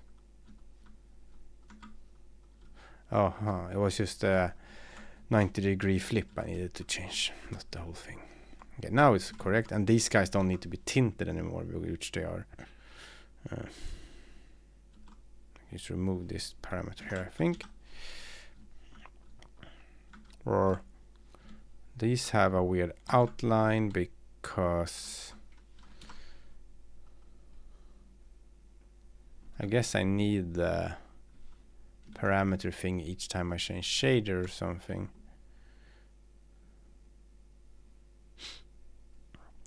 Because this one changes shader to this.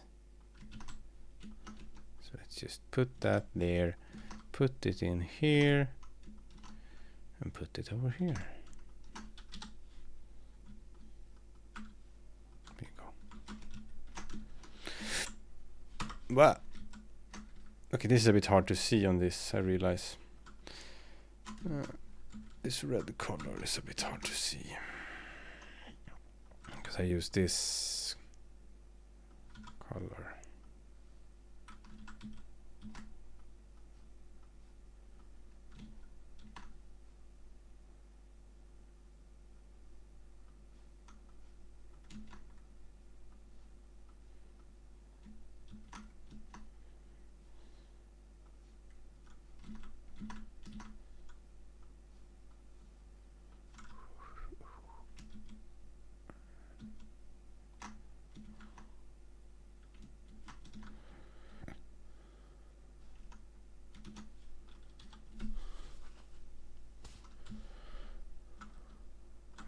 This better.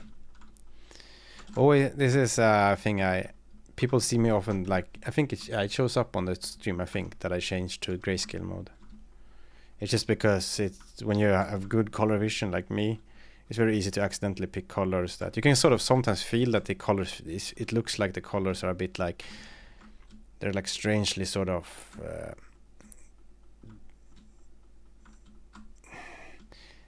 they feel a bit weird in the edge, like they're a bit hard to look at somehow. And that's probably because you've chosen colors that are very close in value. They just have a different hue. And that's... Then there will probably be someone watching my stream that have a hard time with... that has some kind of color vision disability. Maybe you have some kind of color blindness. So that's why I tend to switch into this mode. If you can see that. I don't know if it shows up on stream. And then it's a hotkey in Windows where you can see in complete grayscale mode. And then I see if two colors are actually almost the same when you strip the hue away a bit.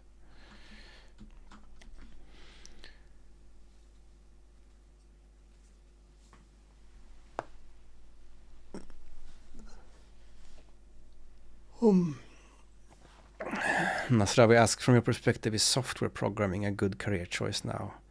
Yeah, I mean, it feels like the whole world is just full of software everywhere. Like if you think of everything in your house, your coffee machine probably needs programming, your fridge needs programming, unless you have like the basic ones. But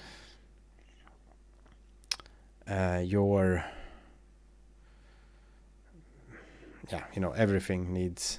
Yeah, the David has said no alpha channel. They overlapped in a funny way. You were perceptive there. You can see when these bunch up. I think it's just that I didn't. This worked before, so I think I just messed something up. I think. How did I enable alpha? Didn't I enable that at some point last time? I thought so. Immediate begin. Shader for color.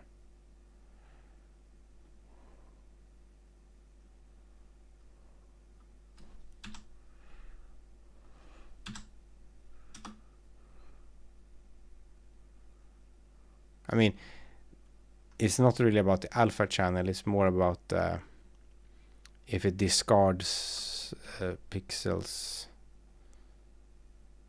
how it handles the alpha. I would need to see the shader actually to sort of know that.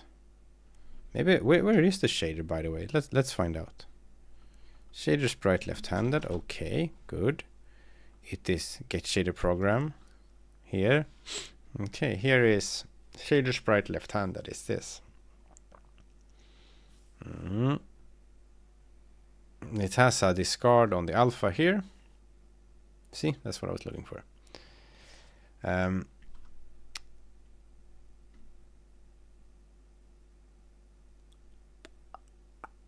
So that should work. Wait, that's not the problem.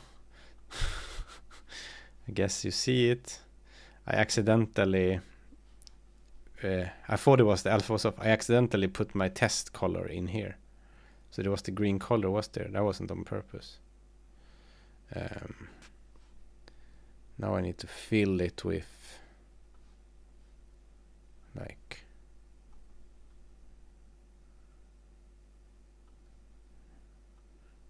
is there a way to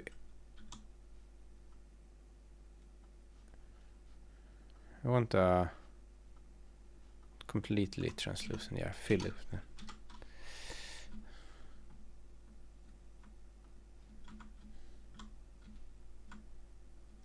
You see, now it works correct. That was just me being silly because it did work before. So I was like, what happened? Bye bye, Nasrabi.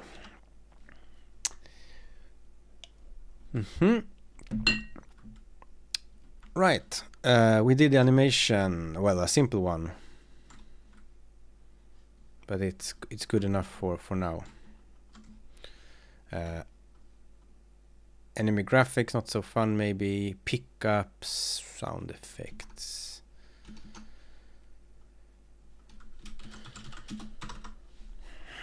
Okay, I don't need this crap, right? The projection matrix, I'm not using that. We'll add it back when later if we need it. That was just my weird experiments where I was trying to figure out some stuff with how to do the scaling the best way.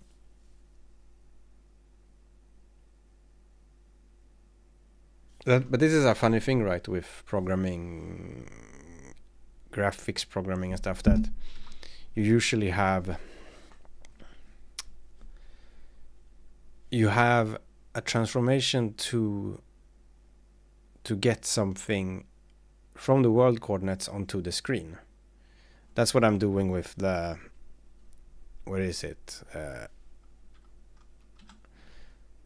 This thing, set to the projection. So I just scale it up with the screen size, and then you could maybe add in some matrix thingy for moving the camera if you need to. But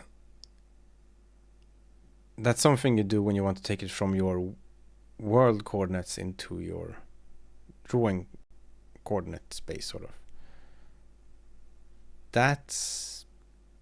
And it's very easy to get it all a bit jumbled up here, because you could easily start storing the transformed coordinates sometimes by accident for some reason. But it's good to like try to be in world coordinate, try to do all your logic in world coordinates, which is what I had before. Like the position that comes in here is the world coordinates, right? Where is the player? Well, the player is, you know, at, what is player pos? The player is wherever this, it starts at 40, and then it's moved around down here, and this is moved around with a speed. This never talks about the size of the screen or anything, doesn't do any conversion. This is just my in-game world coordinates, and then I can, when I want to draw those, I can take it into some kind of it can be transformed somehow, you know, to scale things up or move the camera around. Also, but there's one more thing, is when you, the funny thing that happens here is the mouse position is, you get it from Windows, and that one is already in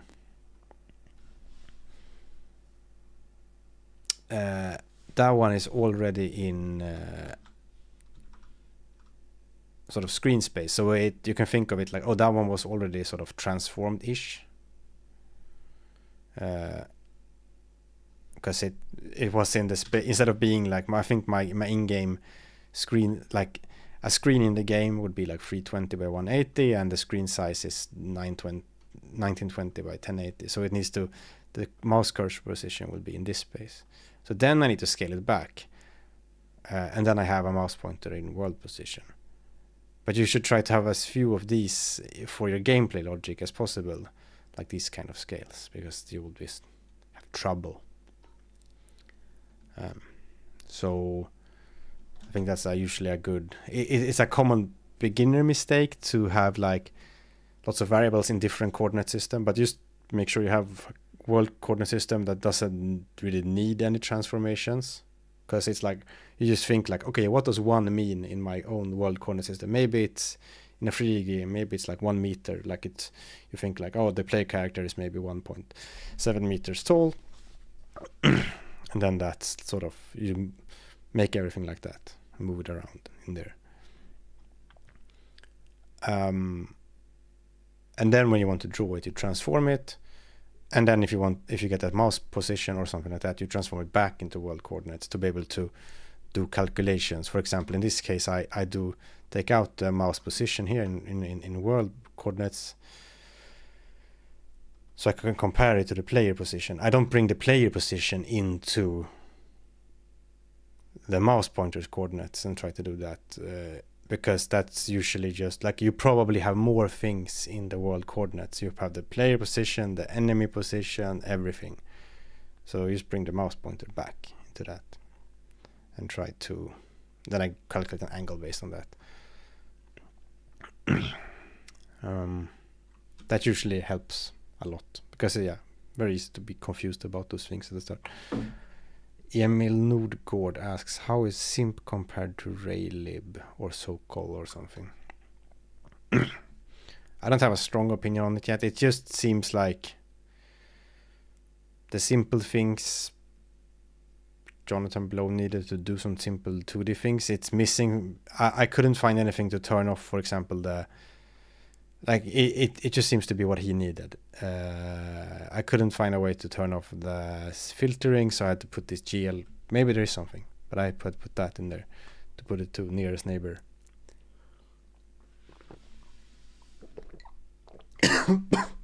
Sorry.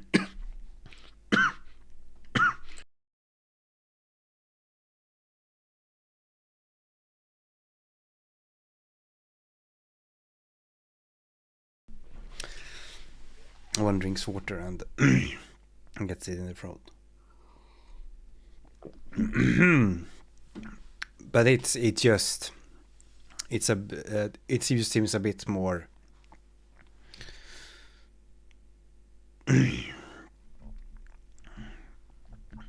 it just seems a bit more whatever is needed at the time.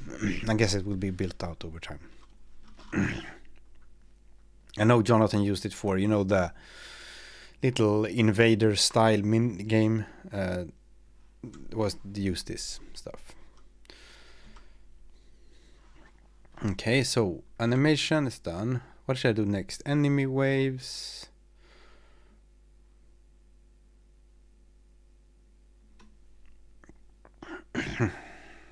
Enemy waves is a bit gameplay because you would need to like calculate, okay, they come from here and here, and they come kind of in bunches, and then maybe you have to do two different kinds of enemies or something.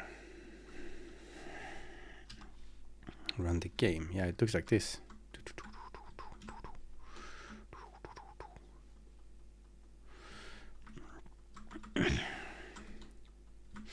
Let's do a pickup. I want to do a pickup that sort of gives you a different ability or weapon or something.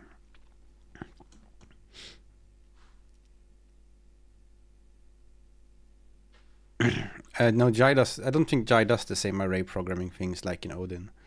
If you look at the vector 2 here, the vector 2 is a struct that has an x and y float, and then it has this thing here that makes it possible to use it as an array as well. And that one just says place x like this, and that means it's sort of like an inline union or something, you could say. So it says at the memory location of where x is, also make it possible to use this as a two-dimensional array like this, which will give roughly the same behavior, right? I don't know if you, I haven't tried that. Can you, does you need to write dot component, or do you need, can you, like, where I type dot x here, can I do this instead? No. Wait. That was maybe a bad example. Maybe this one.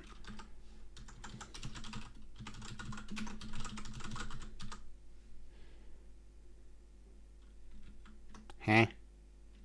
Maybe I'm just confused. I thought that was what it meant.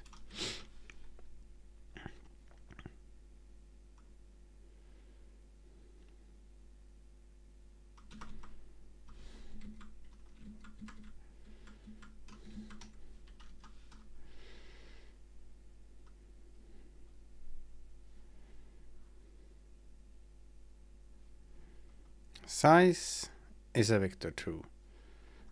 What's the use of, is this just for passing it as a float?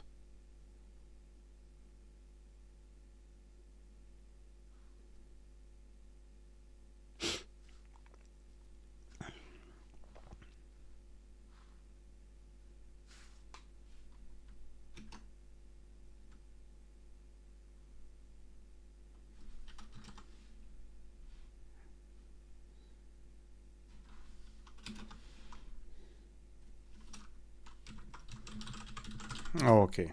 Okay, yeah, I think I wrote this. That's why it didn't work. Okay, yeah, I thought that it would be like, you could do either. Can you do this? No. Oh, well, that's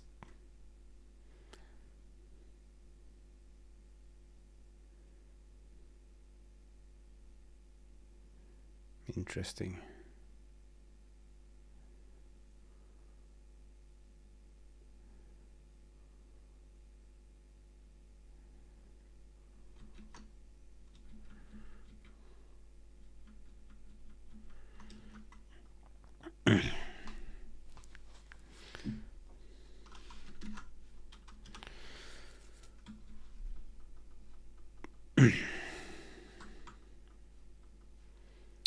Right, yeah, some kind of pickup. Let's put the player into a little struct maybe.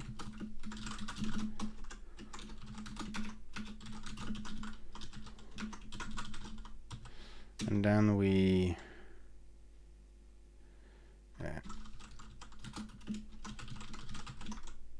oh yeah, this is not the Odin.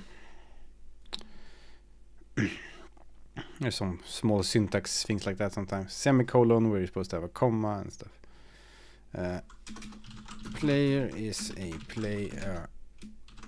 How do you write this now again? Do you write play? I think you do this, right? Yeah.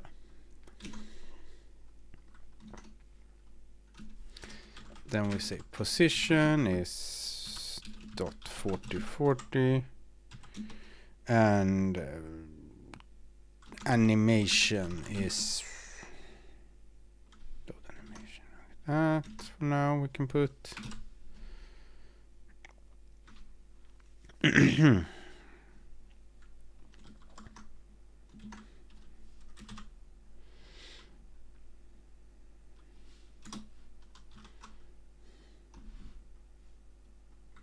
that one we don't need.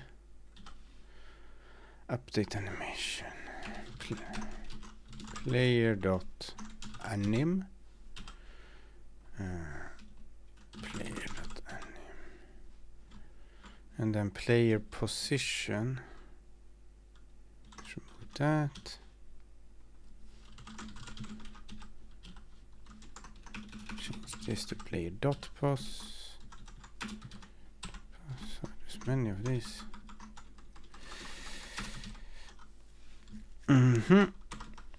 And the reason I do that is because then maybe we can store some funny like current state of the player in here. Like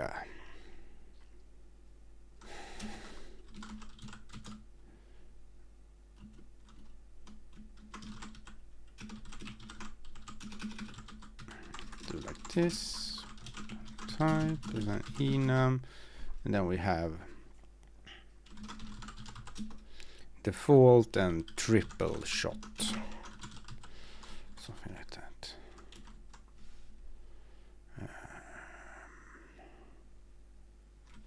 Yeah.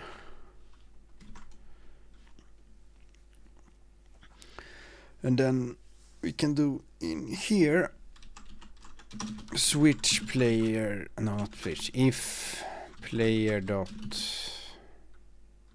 weapon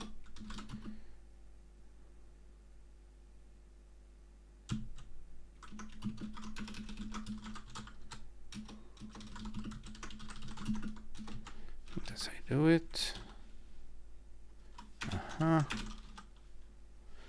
Yeah. Then we do here we do this. I do that. That should work. And if we get triple shot, which we can fake that by doing weapon equals dot triple shot like that. Then nothing happens now because I can't. When I click now, nothing happens because there is nothing in there. And the bullet position will be this, but we will add 3 different bullets. We will add one there. The direction.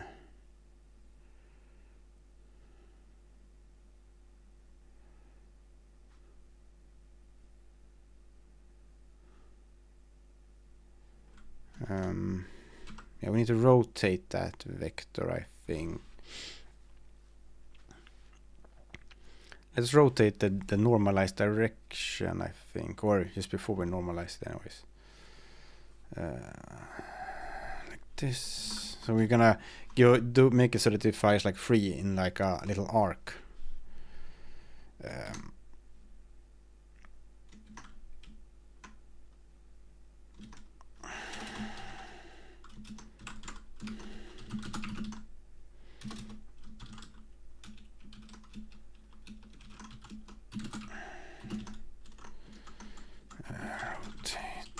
What is it called?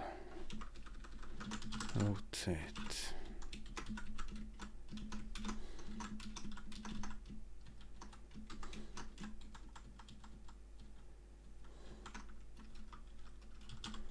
And this is in radians, which means like pi divided by 8 maybe is good.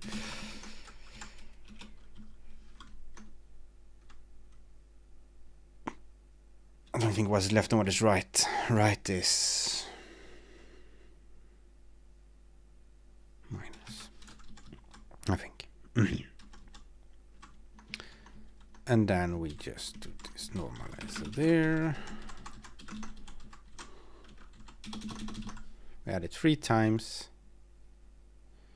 And we normalize the left. Okay, maybe like that. Yeah. Pew, pew, pew, pew, pew, pew.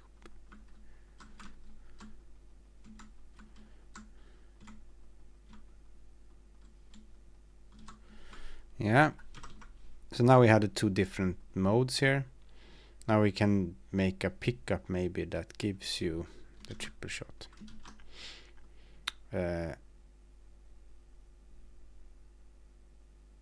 We can do like a power up. It's a struct. It has a position. And well, for now we can just put a weapon inside.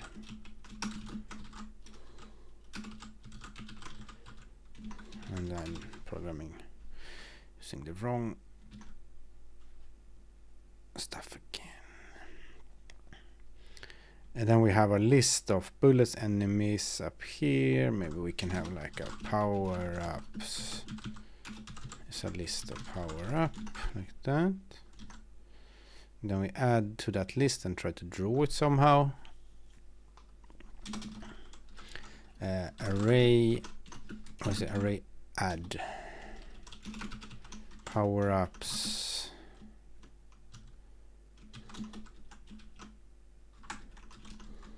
Then we say position is, maybe we put it at 100, 100. Like that. And then weapon equals dot triple shot. So I'm just manually adding it now so we can try that it works, and then we can make a enemy drop it or something instead.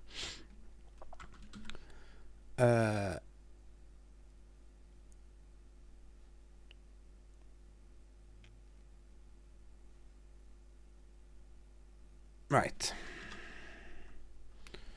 Power up. So we added that one. Now we just need to, first we need to draw it.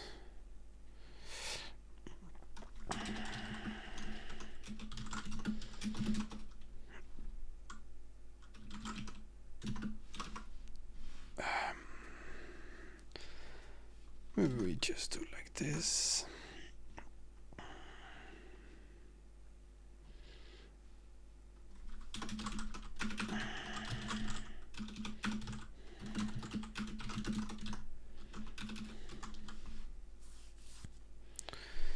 Set projection is a procedure that just does this. Now it's just because I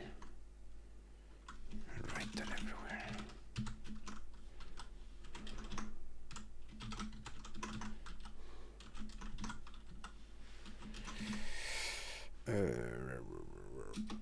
And then we can do this maybe.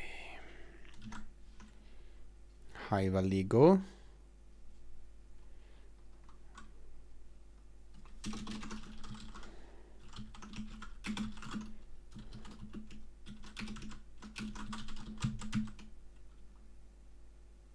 Power up size is maybe 8 by 8 or something like that.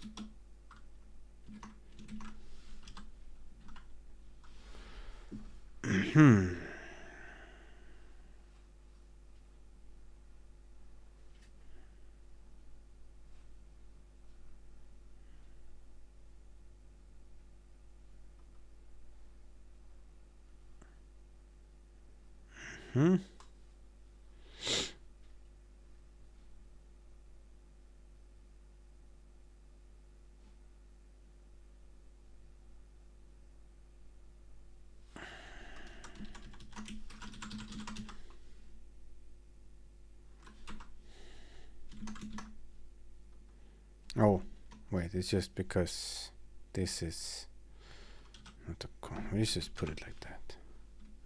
There it is. Wait, what happened? That was the weirdest thing ever.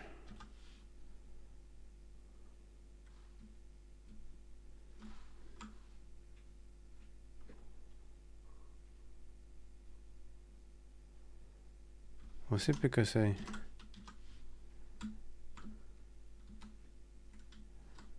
Oh, I know why. Because it was in set shader for color mode, and then when the first enemy appears, it goes into the other mode.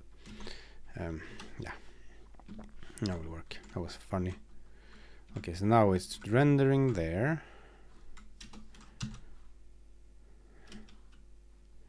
And then we can say it should be some color. Blue. Maybe. Yeah.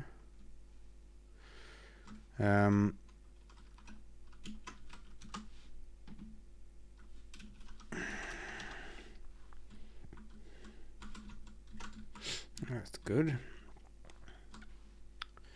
Maybe I'll draw these at behind everything instead. Where's the player drawn? There.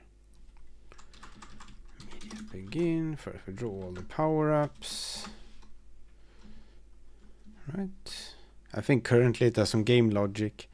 Yeah, this is not the best. It should probably split this into a draw and update procedure. But yeah. Be right back. Short break.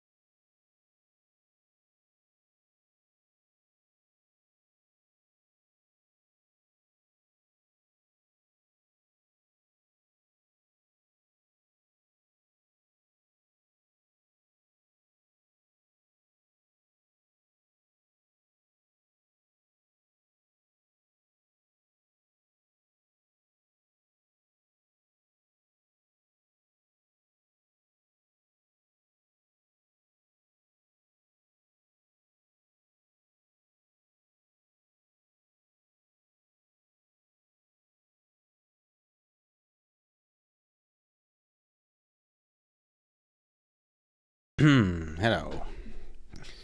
Hello. So. Oh, this one has some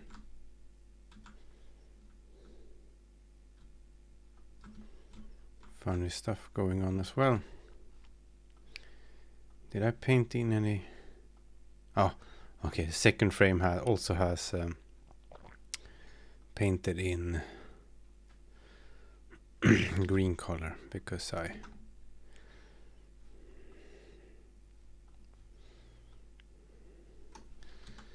stupid. There we go. Now it's better. Okay, so we walk on top of that one and we and down everything will be fine. Those who were here last time know that I did this. I didn't have any way to do a rectangle, so I did this funny thing where I was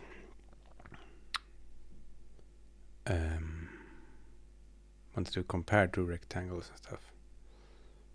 Let's maybe fix that quickly here.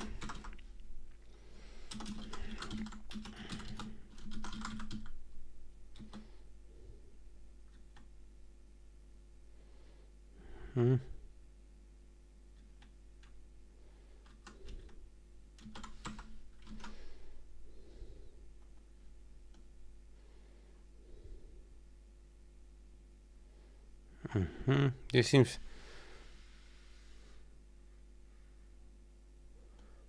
this rectangle stuff here. Wow, just a whole U. What's happening here? What's there? Is there here a whole UI thing here? Is it just a texture load from memory? Wow, what's happening?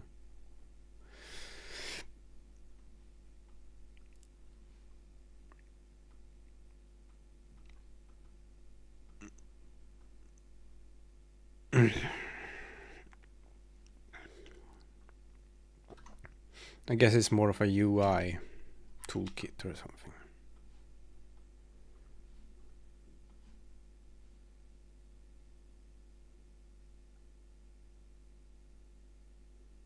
Yeah. Oh well, I don't need all that. I'm just gonna make my own little rectangle. Unless someone has a better idea. X, Y, floats, width, height, floats. So, rect from, what do we need here? We need a,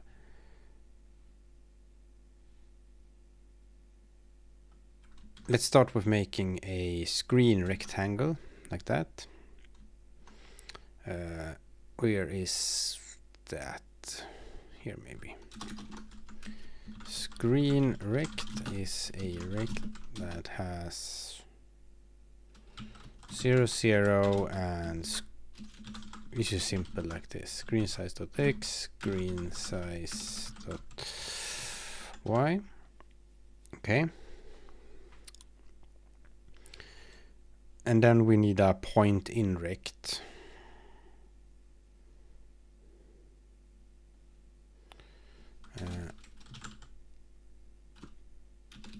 Point in rect. Because I'm not sure if there is like a good way to do this.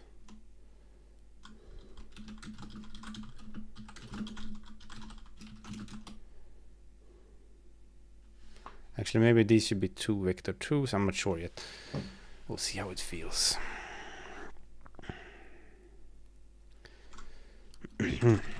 And this is simple. This is sort of the same stuff as we do here.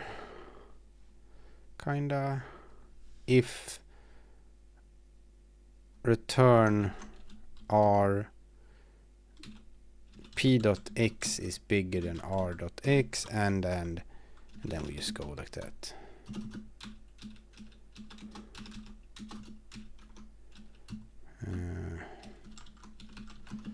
P.x is less than r.x plus r.width, and p.y is bigger than r.y, and p.y is less than r.y plus r.height. That's if a point is in a rectangle, I think. Right? Oh yeah, with a semicolon. And then there's some error here. We have need a dot there.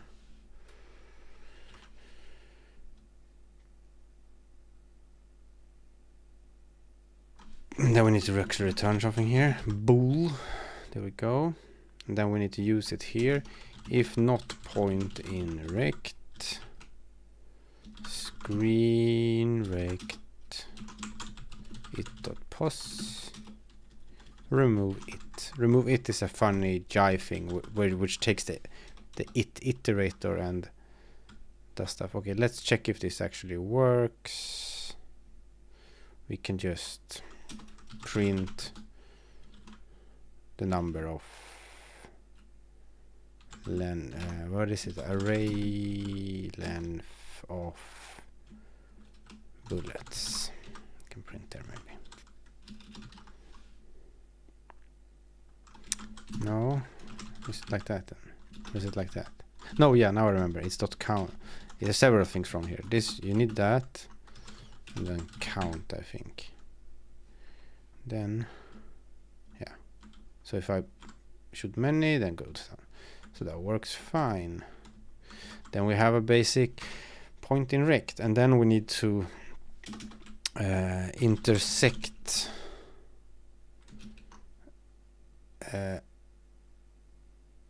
intersect rectangle. Well, rectangles overlap rectangles or something like that. R1 is a rect and R2 is a rect. Something like that. Hello Maurice. Good morning. Jai's going okay. I'm just doing some.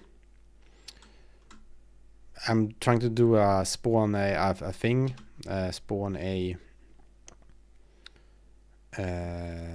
pickup, so I can pick it up and get a power up. But then I want to compare to rectangles, and then I ended up wanting to do a little thing to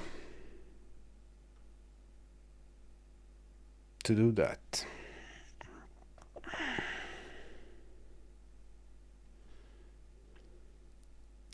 This is actually also a point in rectangle, this one.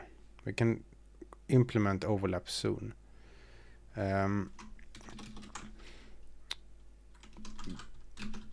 Because the bullet rect is a rectangle that is at it.pos x, it.pos y. Here I usually like this.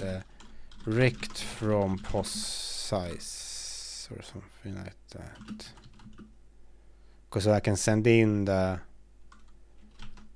pos is vec2, size is vec2, vector 2, and then we get the rect. Then I can just do this p.x, p.y, s.x, s.y, like that. You could also just make this into two vectors and just toss it in there. But I tend to think it's better to have them separate like this.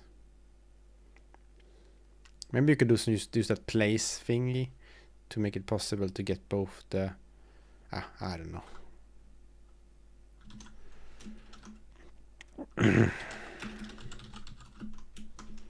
And then of course, I don't really have a bullet size like that. Hey? The dot was missing. Right. This is a warning because I haven't implemented this one. Let's just return false here for now so it stops screaming at me.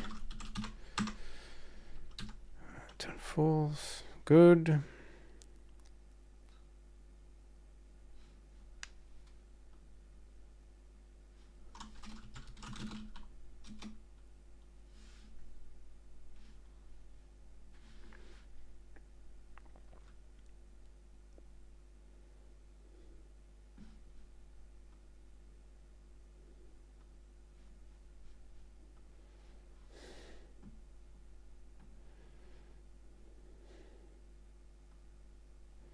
And then here we can just type now r.x plus r.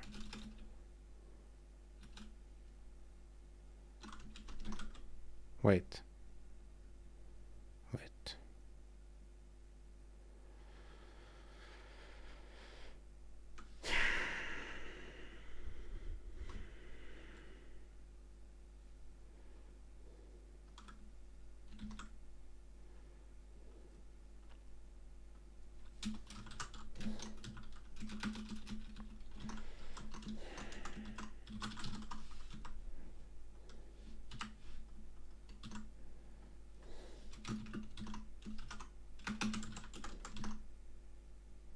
because I want to put the origin is at the middle of it, so I just do like that, I think.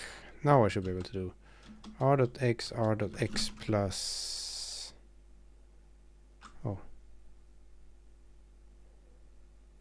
these two. This rect representation is a bit different from this one. This one is more like the four corners. So it doesn't become so nice anyways. But whatever. We can do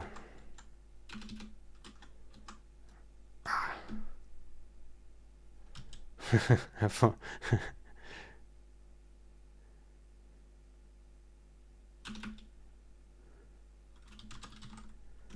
It's sort of like that, and then it's r.pos plus. No, you can't write r.pos because okay, this was a mistake to do. But it's good for this stuff down here to have a rectangle for each one. I'm doing this just so I can use it later for another thing.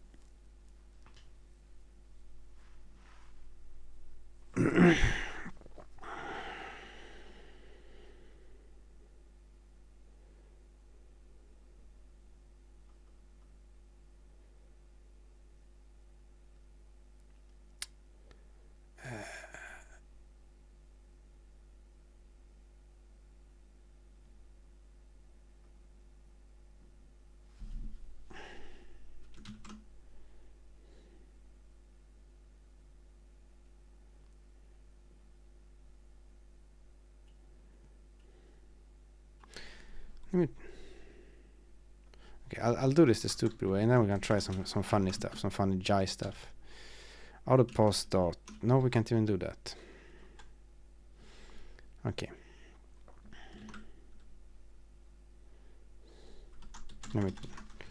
I'm gonna try something here.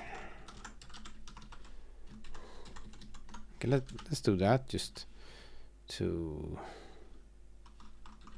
get something going here. Yeah, that still works.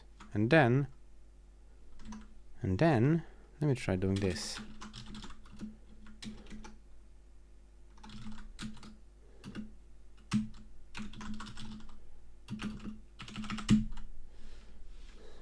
Does that work?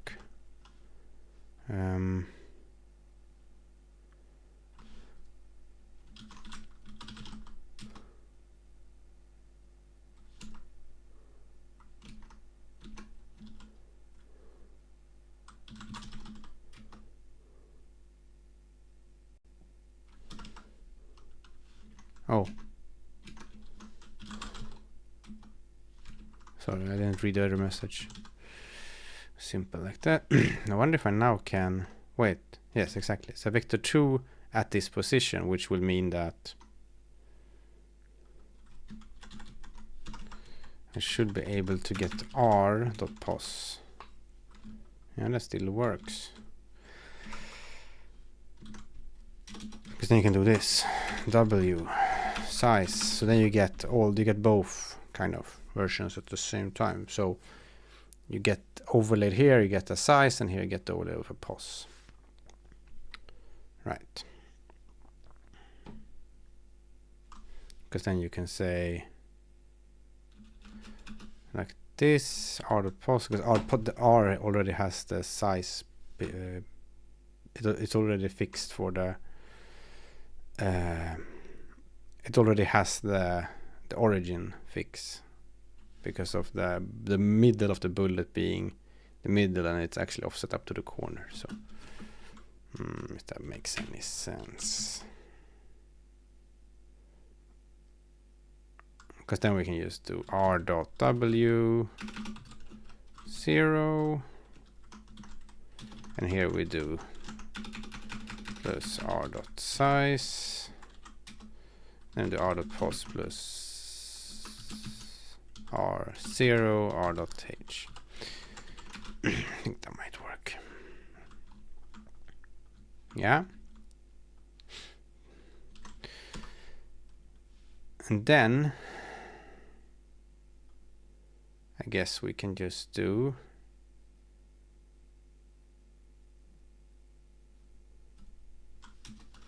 if point in rect. Okay, then you need each enemy would need a rectangle as well.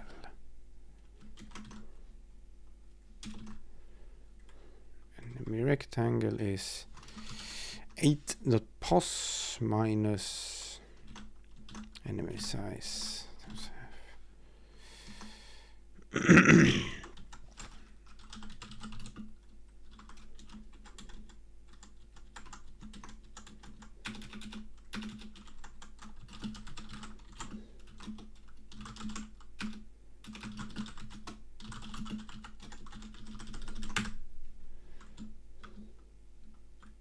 That still works. Oops, clicked outside. So that still works. So we're just checking if point in rect is a bit weird. Feels like the point should be before because it's point in rect. Let's flip these two guys around.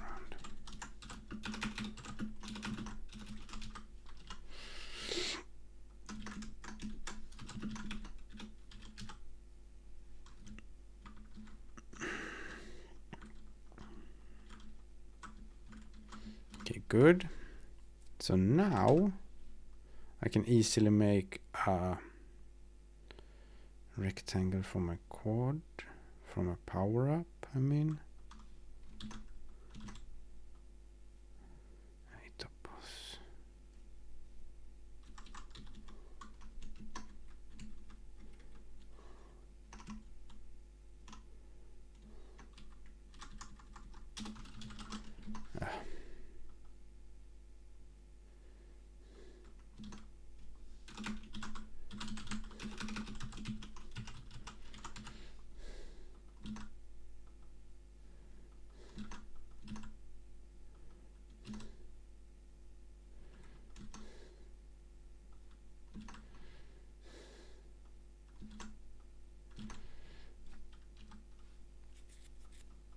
Yeah, and then we can make a rectangle for the player.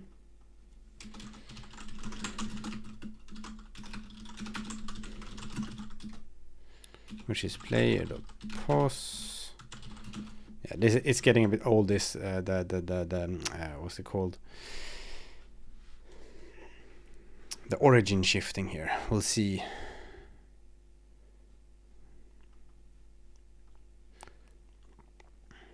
What we do about that.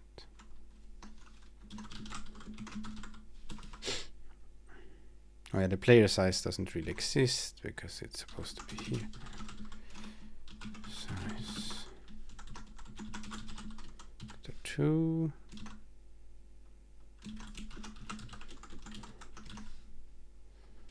There you go, that should work. Here we just play no. Size.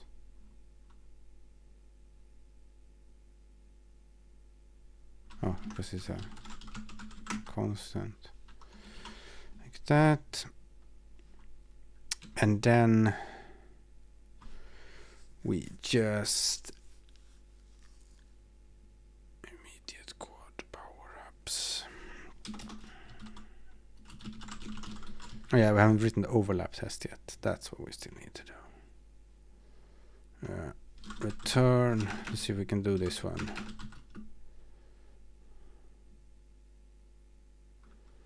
R1 dot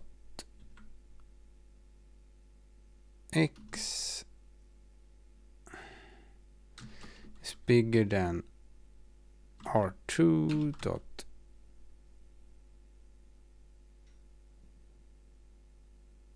how do I write this now again?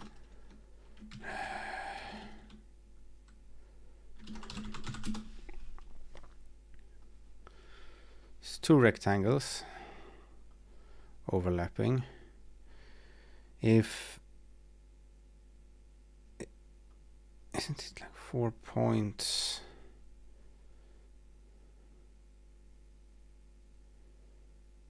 It's essentially if you have any width and height left of an intersection. But there's also a simple test. I'm just gonna cheat and look in the Raylib. Or in something.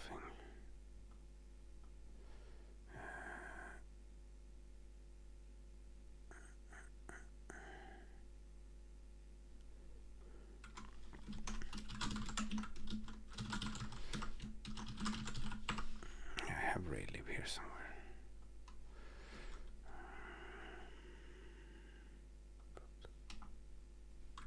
Scraps.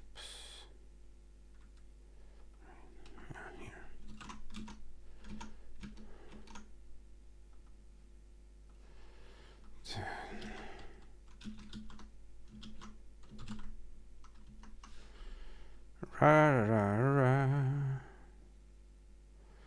Or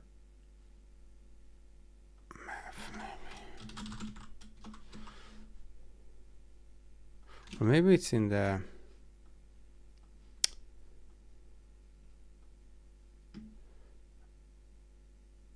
Odin core. I'd like to look.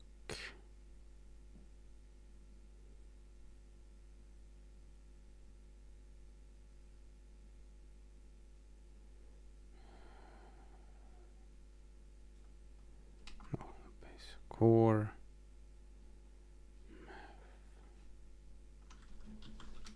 Why doesn't this?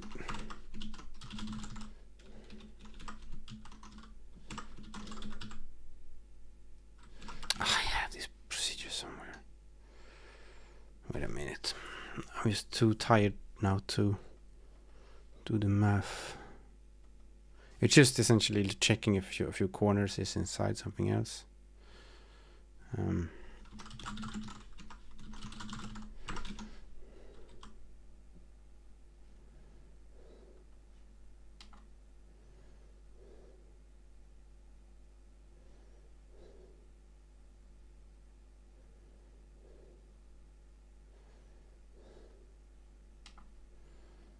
It's in here.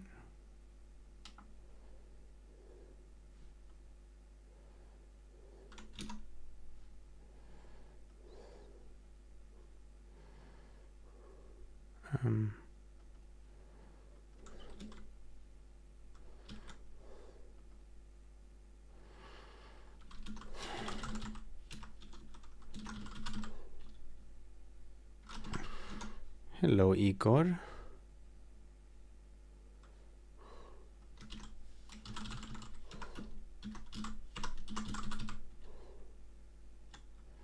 Oh yeah, now I remember what it's called. It's called check collision Rex. That's what it's called. I can't check what that one does.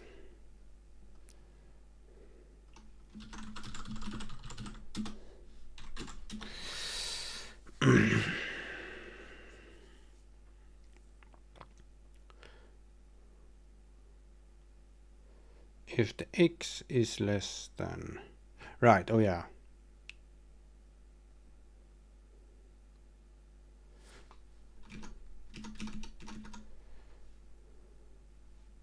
If the x is less than... If the x of this one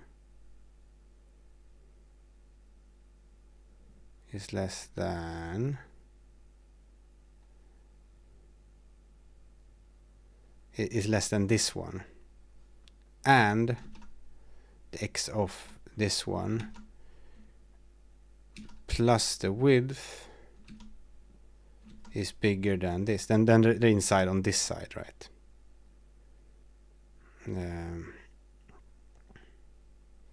Well, I don't know. It's it's just how it is in Raylib. I was just looking at the Raylib source because I got tired and couldn't think. Right, yeah, that makes sense.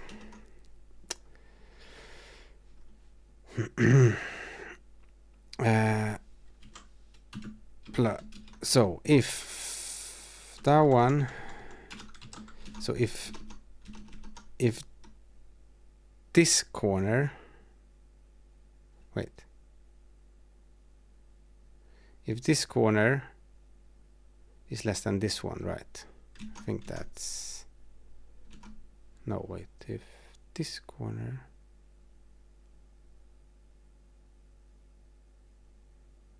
is less than that one plus that one. If this one is less than, okay, just less than. Okay, yeah. So it's, that means we're somewhere along here then. If this one is less than this one plus this width. And then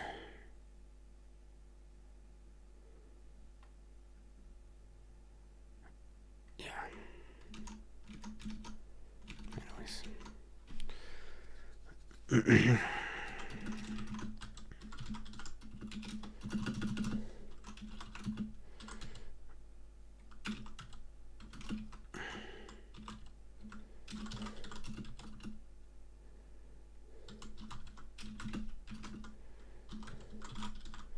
Does this make sense? R1 plus X plus R1 plus width. This is this one over here. If this one is no, it's bigger than, isn't it like this? Right, let's double check. Yes. And then R1.y is less than R2.y plus R2.height. And R1.y plus R1.height is bigger than R2.y. That's what you need. I don't know, sure you know what that is, Nick. RECS. Never heard of it. Y height, 2. I'm checking the, yeah, that's good. That should be okay. Now, there we go. Sorry about that little. I'm just gonna put out this will be the last thing we do here today probably, because I'm getting a bit tired. If overlap rectangles of the power up with the player rectangle, then just for now let's just like remove it and see. Remove it, see what happens. Oh, it's called it's called age, not height. And yeah, you see, it worked. And then then we can say like player.weapon equals it.weapon. It's a good first step, because now we have that and we pick this up and then we have this now. Right. That's good. Now we just need to spawn the power up. Jai looks so similar to Odin because both are inspired by Pascal. The syntax, if you look up the programming language, you can look up Pascal or Turbo Pascal or something. Look how it looks. It's quite similar, and that's an all, like, you know, just like many languages look a bit like C or C++.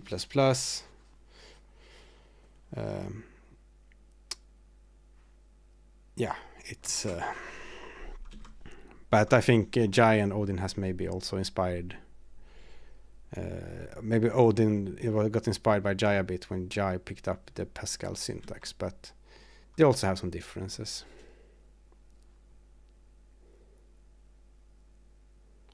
Well, C-based. No, but I mean, both come from wanting to create a better C or C++ or something like that. But well, you did some. But if you look at how Pascal looks,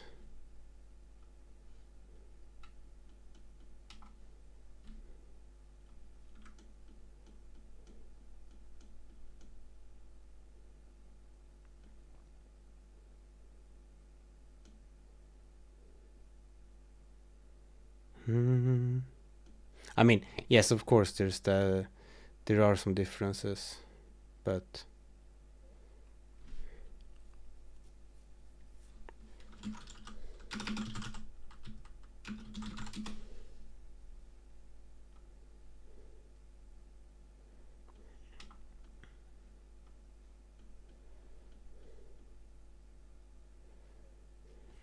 So here, for example, there's some Wikipedia article for some turbo skull. No, that it doesn't use curly braces. That's the thing.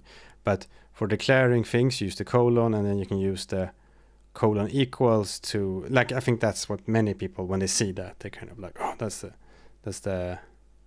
But yeah, they're not completely similar. But there is some. I think.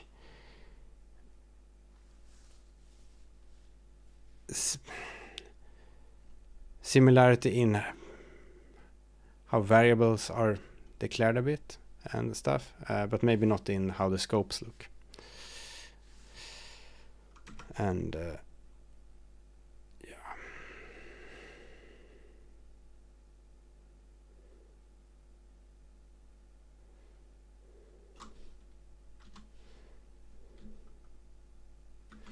So we have that working. Now we just need to spawn the power up sometimes. When we shoot an enemy, when does that happen currently? I think that's that's done using this stupid double loop here. We can fix that later to do it something nicer, but for starters we can just spawn a power up every time we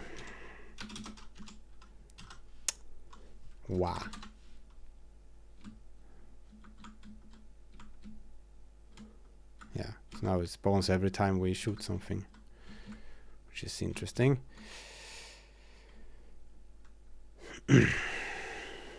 Then we could be like, do a chance instead. I think also, I guess what is the other language that, actually there is another language that's not Pascal.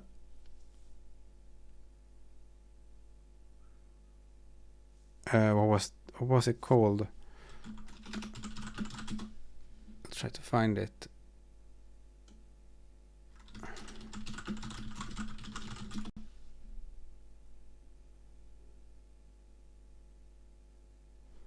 No, yeah, well, yeah, not Go. I was thinking of.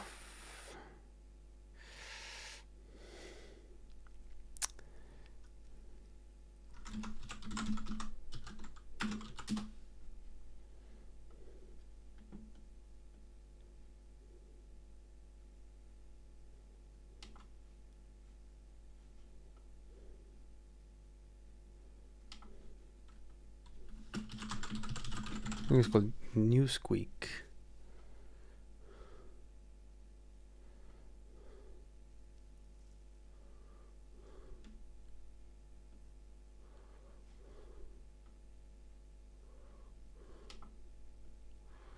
But there is almost no information about it. I think Newsqueak, yeah, it's also by Rob Pike, who invented Golang, maybe, is it? Seems like it.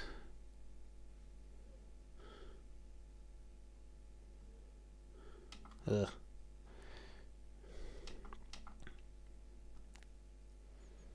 It's very hard to find any information on it.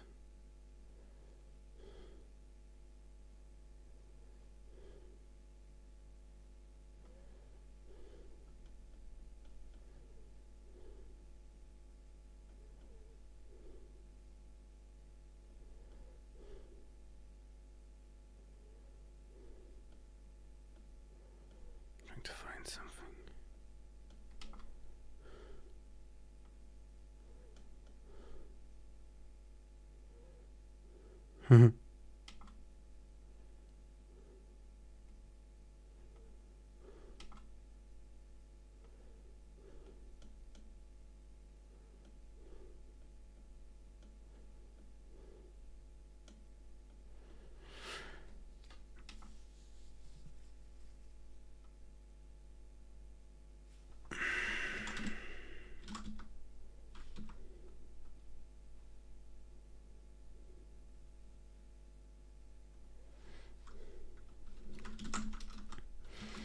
Yeah, it's very hard. It's a bit esoteric language, but Bill has said also that he looked at that. But yeah, I don't know.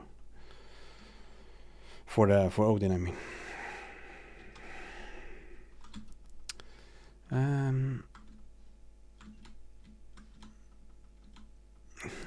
Well, I'm not.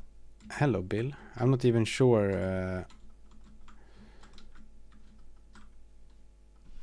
I'm not even sure ChatGPT will be able to write any new squeak at all, because it's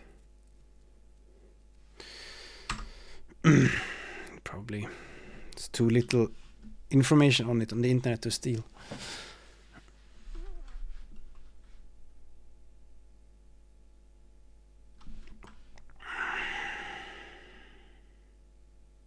Where are we doing? Oh yeah, we need to do a little random. I did a random already.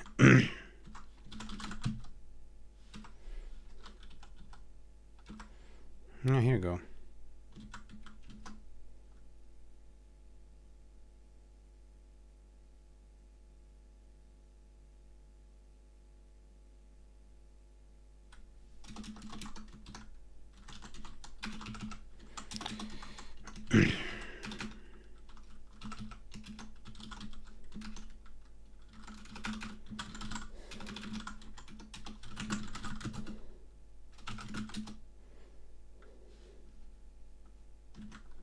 So that's our cool spawn thingy. We check if there's a 9, 10, or maybe it's a 10%, 9% chance that this thing spawns. Wait, what is spawn over there? Wait, oh, am I using the wrong? Oh, wait, there's a fixed position.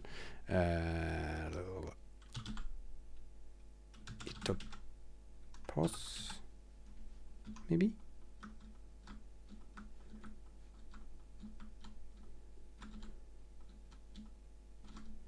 Here you go.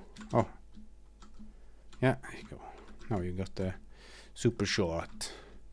And then of course you could put small icons on the power-ups instead. So that you can have multiple different ones. And do more and more stuff.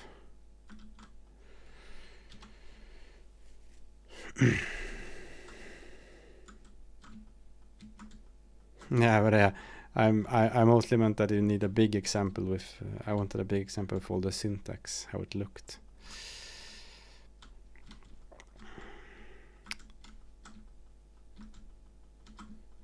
Okay, I think I'm pretty happy with this now. I have some stuff I can pick up. The pickup just works by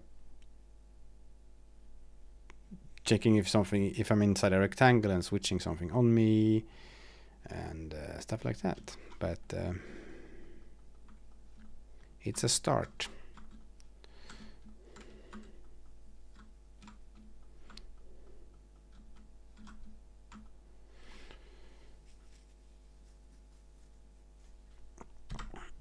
What you could do is this.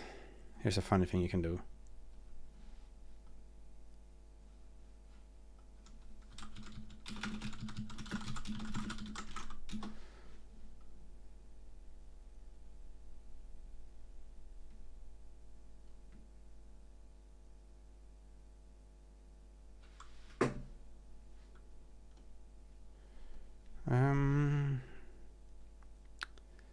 Maybe we can do like this instead. Instead of weapon here, we do this. Num shots int. Or maybe we can do num extra shots. I'm just doing a silly thing here because it's funny.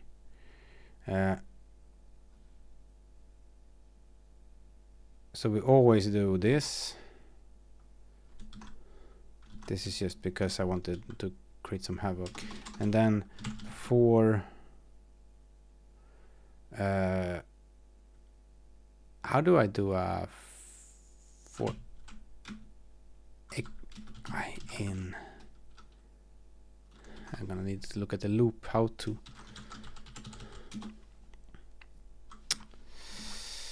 la la la la la or 1.5 0 point player dot num extra shots. That works maybe. Player dot pos, and the direction is like this.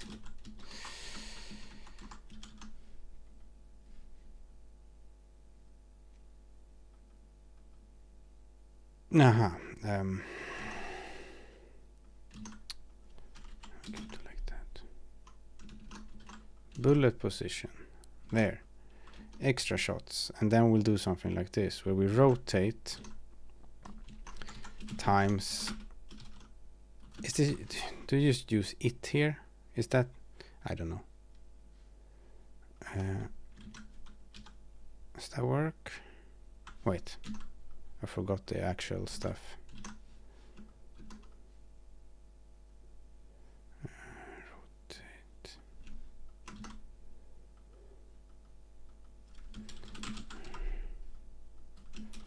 So rotate the direction. So now I can add more and more extra shots for each one I pick up. That's my idea. And then here, instead of, we write num extra shots plus equals 1. Maybe like that. So now we choose 1. See if we can get the power up here. Need to make it more common, obviously. Come on. I'll make it more common next round. Did I just remove it, the spawning of it also?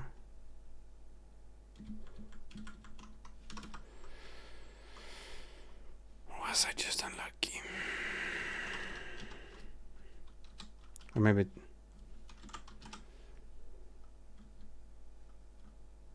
I was just unlucky.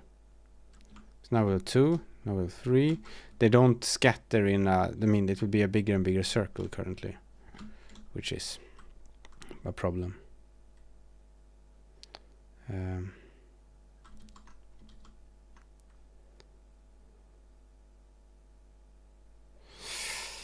Zero dot n loops are inclusive. Ah, you mean that I need to do something like that maybe, or no, I do minus 1 maybe. It's a bit funny that they're inclusive. Well, not really. It's not completely. What happened there at the start?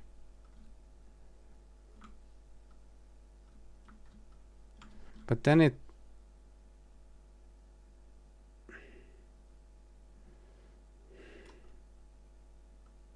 Okay, I guess I can do that.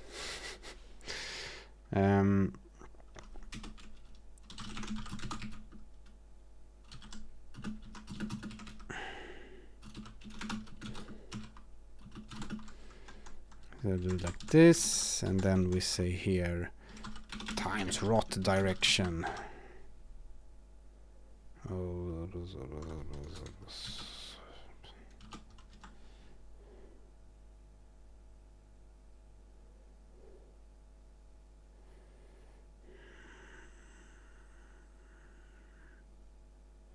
Maybe this doesn't exist in this language. Is this when you do like a weird if? Like if it... I guess you do like this, and then you do... I've seen something like this. I'm not sure.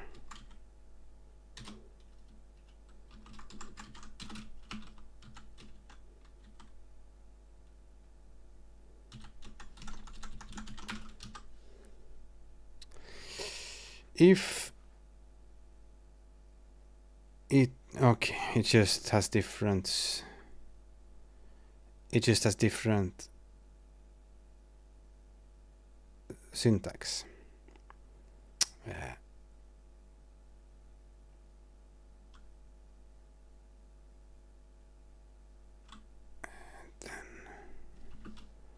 Then 1 else minus 1.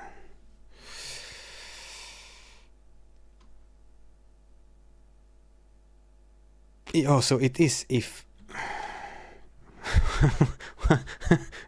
I thought it was a typo. I thought you put X by mistake. What is it? Anyways. Whee! Oh, wow.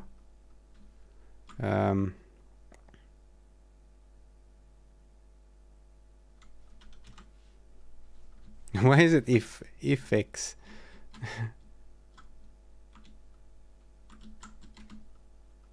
Wait, this is a bit weird now. One is coming out at a greater angle. Oh wait, I know why. Because it needs to do...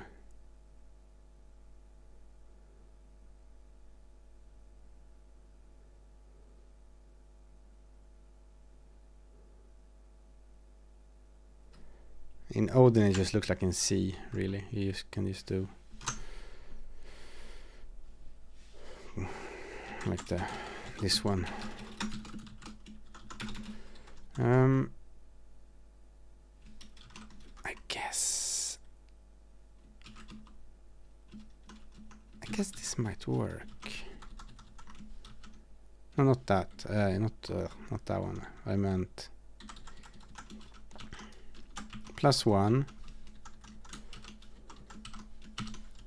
divided by 2.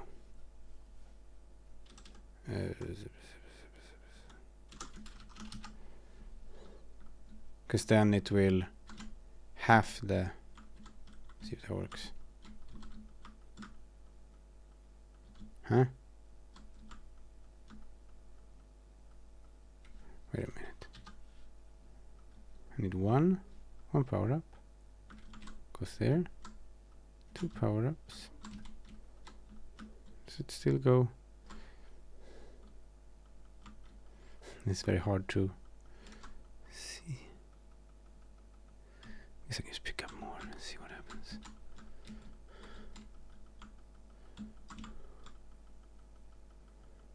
Yeah, it looks pretty even to me. Where is it?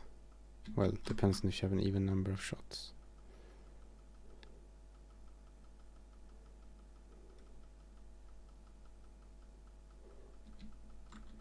Wow.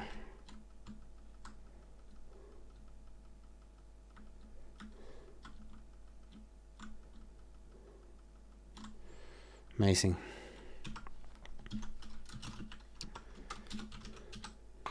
So there you go. Now we get... now there's no weapon types currently. It's just a counter. That was just me because I thought it was more fun than... Hello, Leopard Shaun. You used my templates. Nice. What did you make anything with it yet? Or is it just trying it for now? Yeah, they're kind of supposed to be zombies or something, but it's also, I mean, I can't die, so there's no game really. I can easily add that. Where's the enemies? If overlap rectangles, of course there's no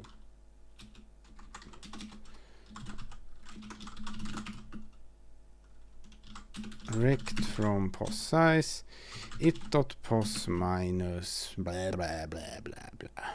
Oh, there's no enemy size either.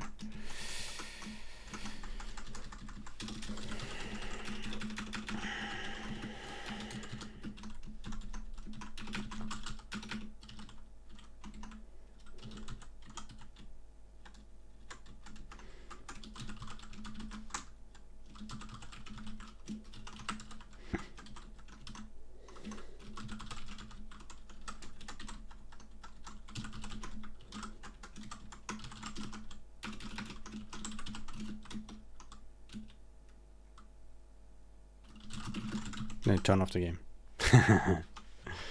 What happened? Forgot a semicolon somewhere?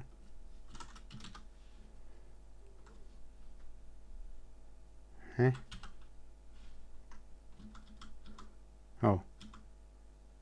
Wait. Oh, we have it. Whatever.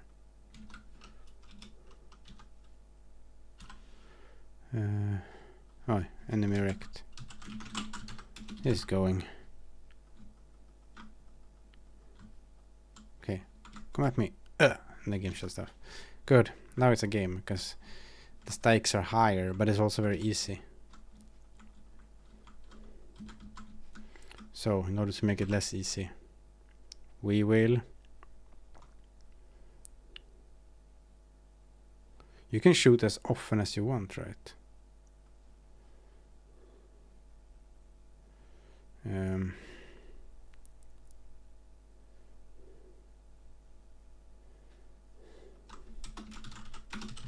shoot timer is afloat.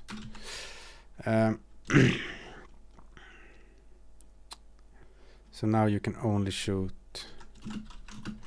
player.shoot timer is less or equals to 0, and then we will just step that one down all the time. Player.shoot timer minus equals dt. Of course, now I need to reset it to something interesting. 0.5, 0.3, and that can also be something you upgrade with. See, now I can shoot as much fast anymore. Maybe now it makes sense that you can hold it if you want to. So it's not. We can do like this. If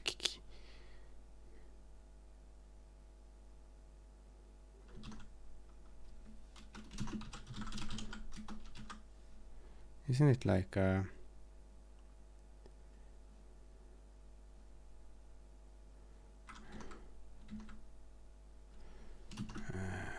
shoot?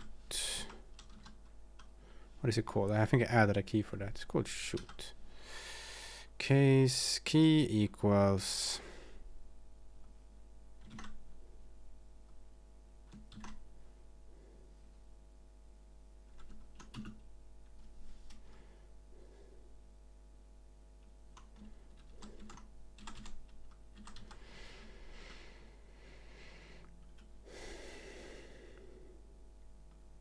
hello, welcome. What am I?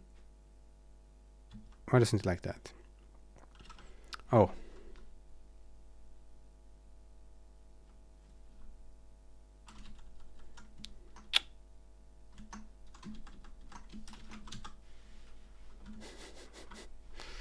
Okay, and then I can just do it like this, I guess.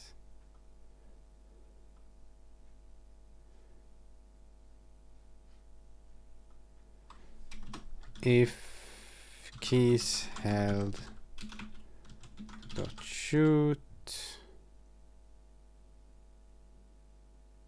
and then player dot shoot timer is equals to 0, then we do this.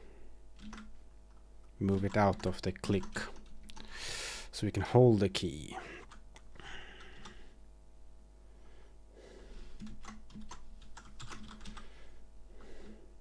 And now we can hold it.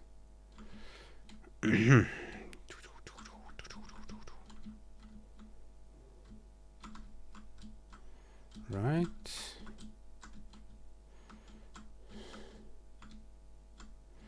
Then we can do it so that for each enemy, where's the spawn rate? Spawn timer. Spawn timer. Do spawn spawn time, we call it. Spawn time is a float that's 3 seconds at the start, right?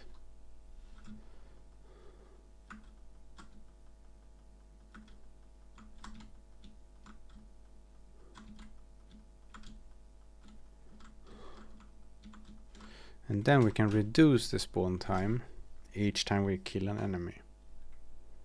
Or something like that. Bullets,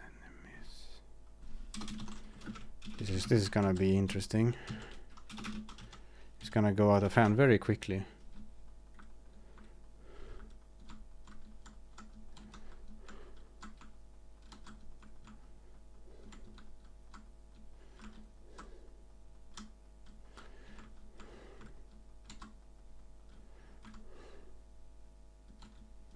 I think they should spawn quicker now.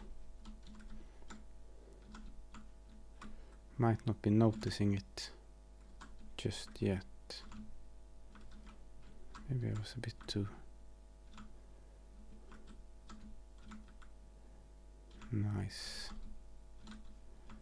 And now they're starting to come in quicker. Hello, P Fanmatics.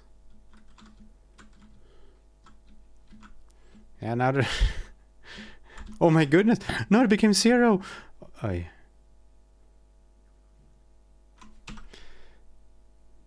There's a big difference between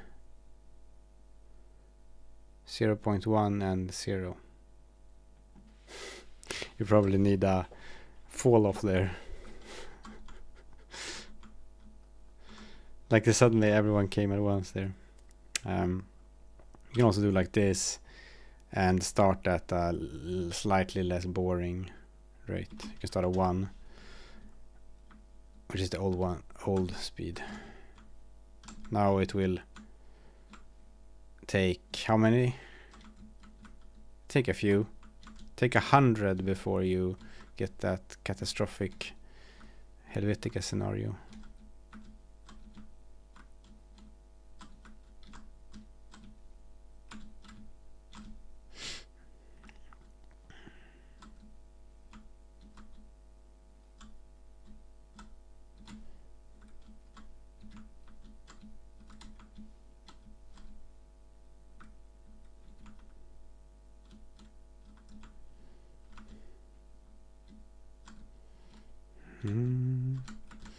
Well, I think that's it for this stream. Let's see if I do any more. I mean, this is just, I'm just doing this to oh, now we're screwed. I'm just doing this to check out the language. This is not a game I'm planning to. I don't have any plans for this. I was just trying to do something. I was just thinking of the old game Crimson Land. The library I used was the one that's come with Jai, so I guess it's Jonathan has made this little library called Simp, which does like simple rendering. It's built on top of OpenGL, and then there's sort of an input library and stuff, and it works to do simple 2D stuff, but doesn't have all the features of Rayleigh. It sort of has what he needed, and it's a bit it feels a bit more, even though Rayleigh is supposed to be like a library for learning, it has received enough polish so that it feels like quite a at least the API of Rayleigh feels like quite polished, even though the internals can sometimes be a bit interesting because it's built on top of like GLFW and stuff. But yeah, yeah, the names. He also has a library called GetRect. Just trolling everyone using his language. But anyways, it works. The language works fine. No big problems, really. It's a bit strange at times. Feels a bit like things are added. I know there's supposedly sometimes some syntax might change, but we'll see. I wouldn't be surprised if the language just ends up looking like this. Right, I think that's it. I'm gonna commit this. There's a link to the Git repository in the description, I think, if anyone wants to check it out.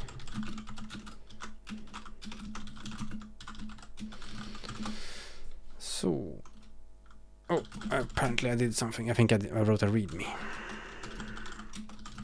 Probably. There we go. Okay, that's it for this stream. Thank you so much for watching, and I'll see you next time. Bye bye.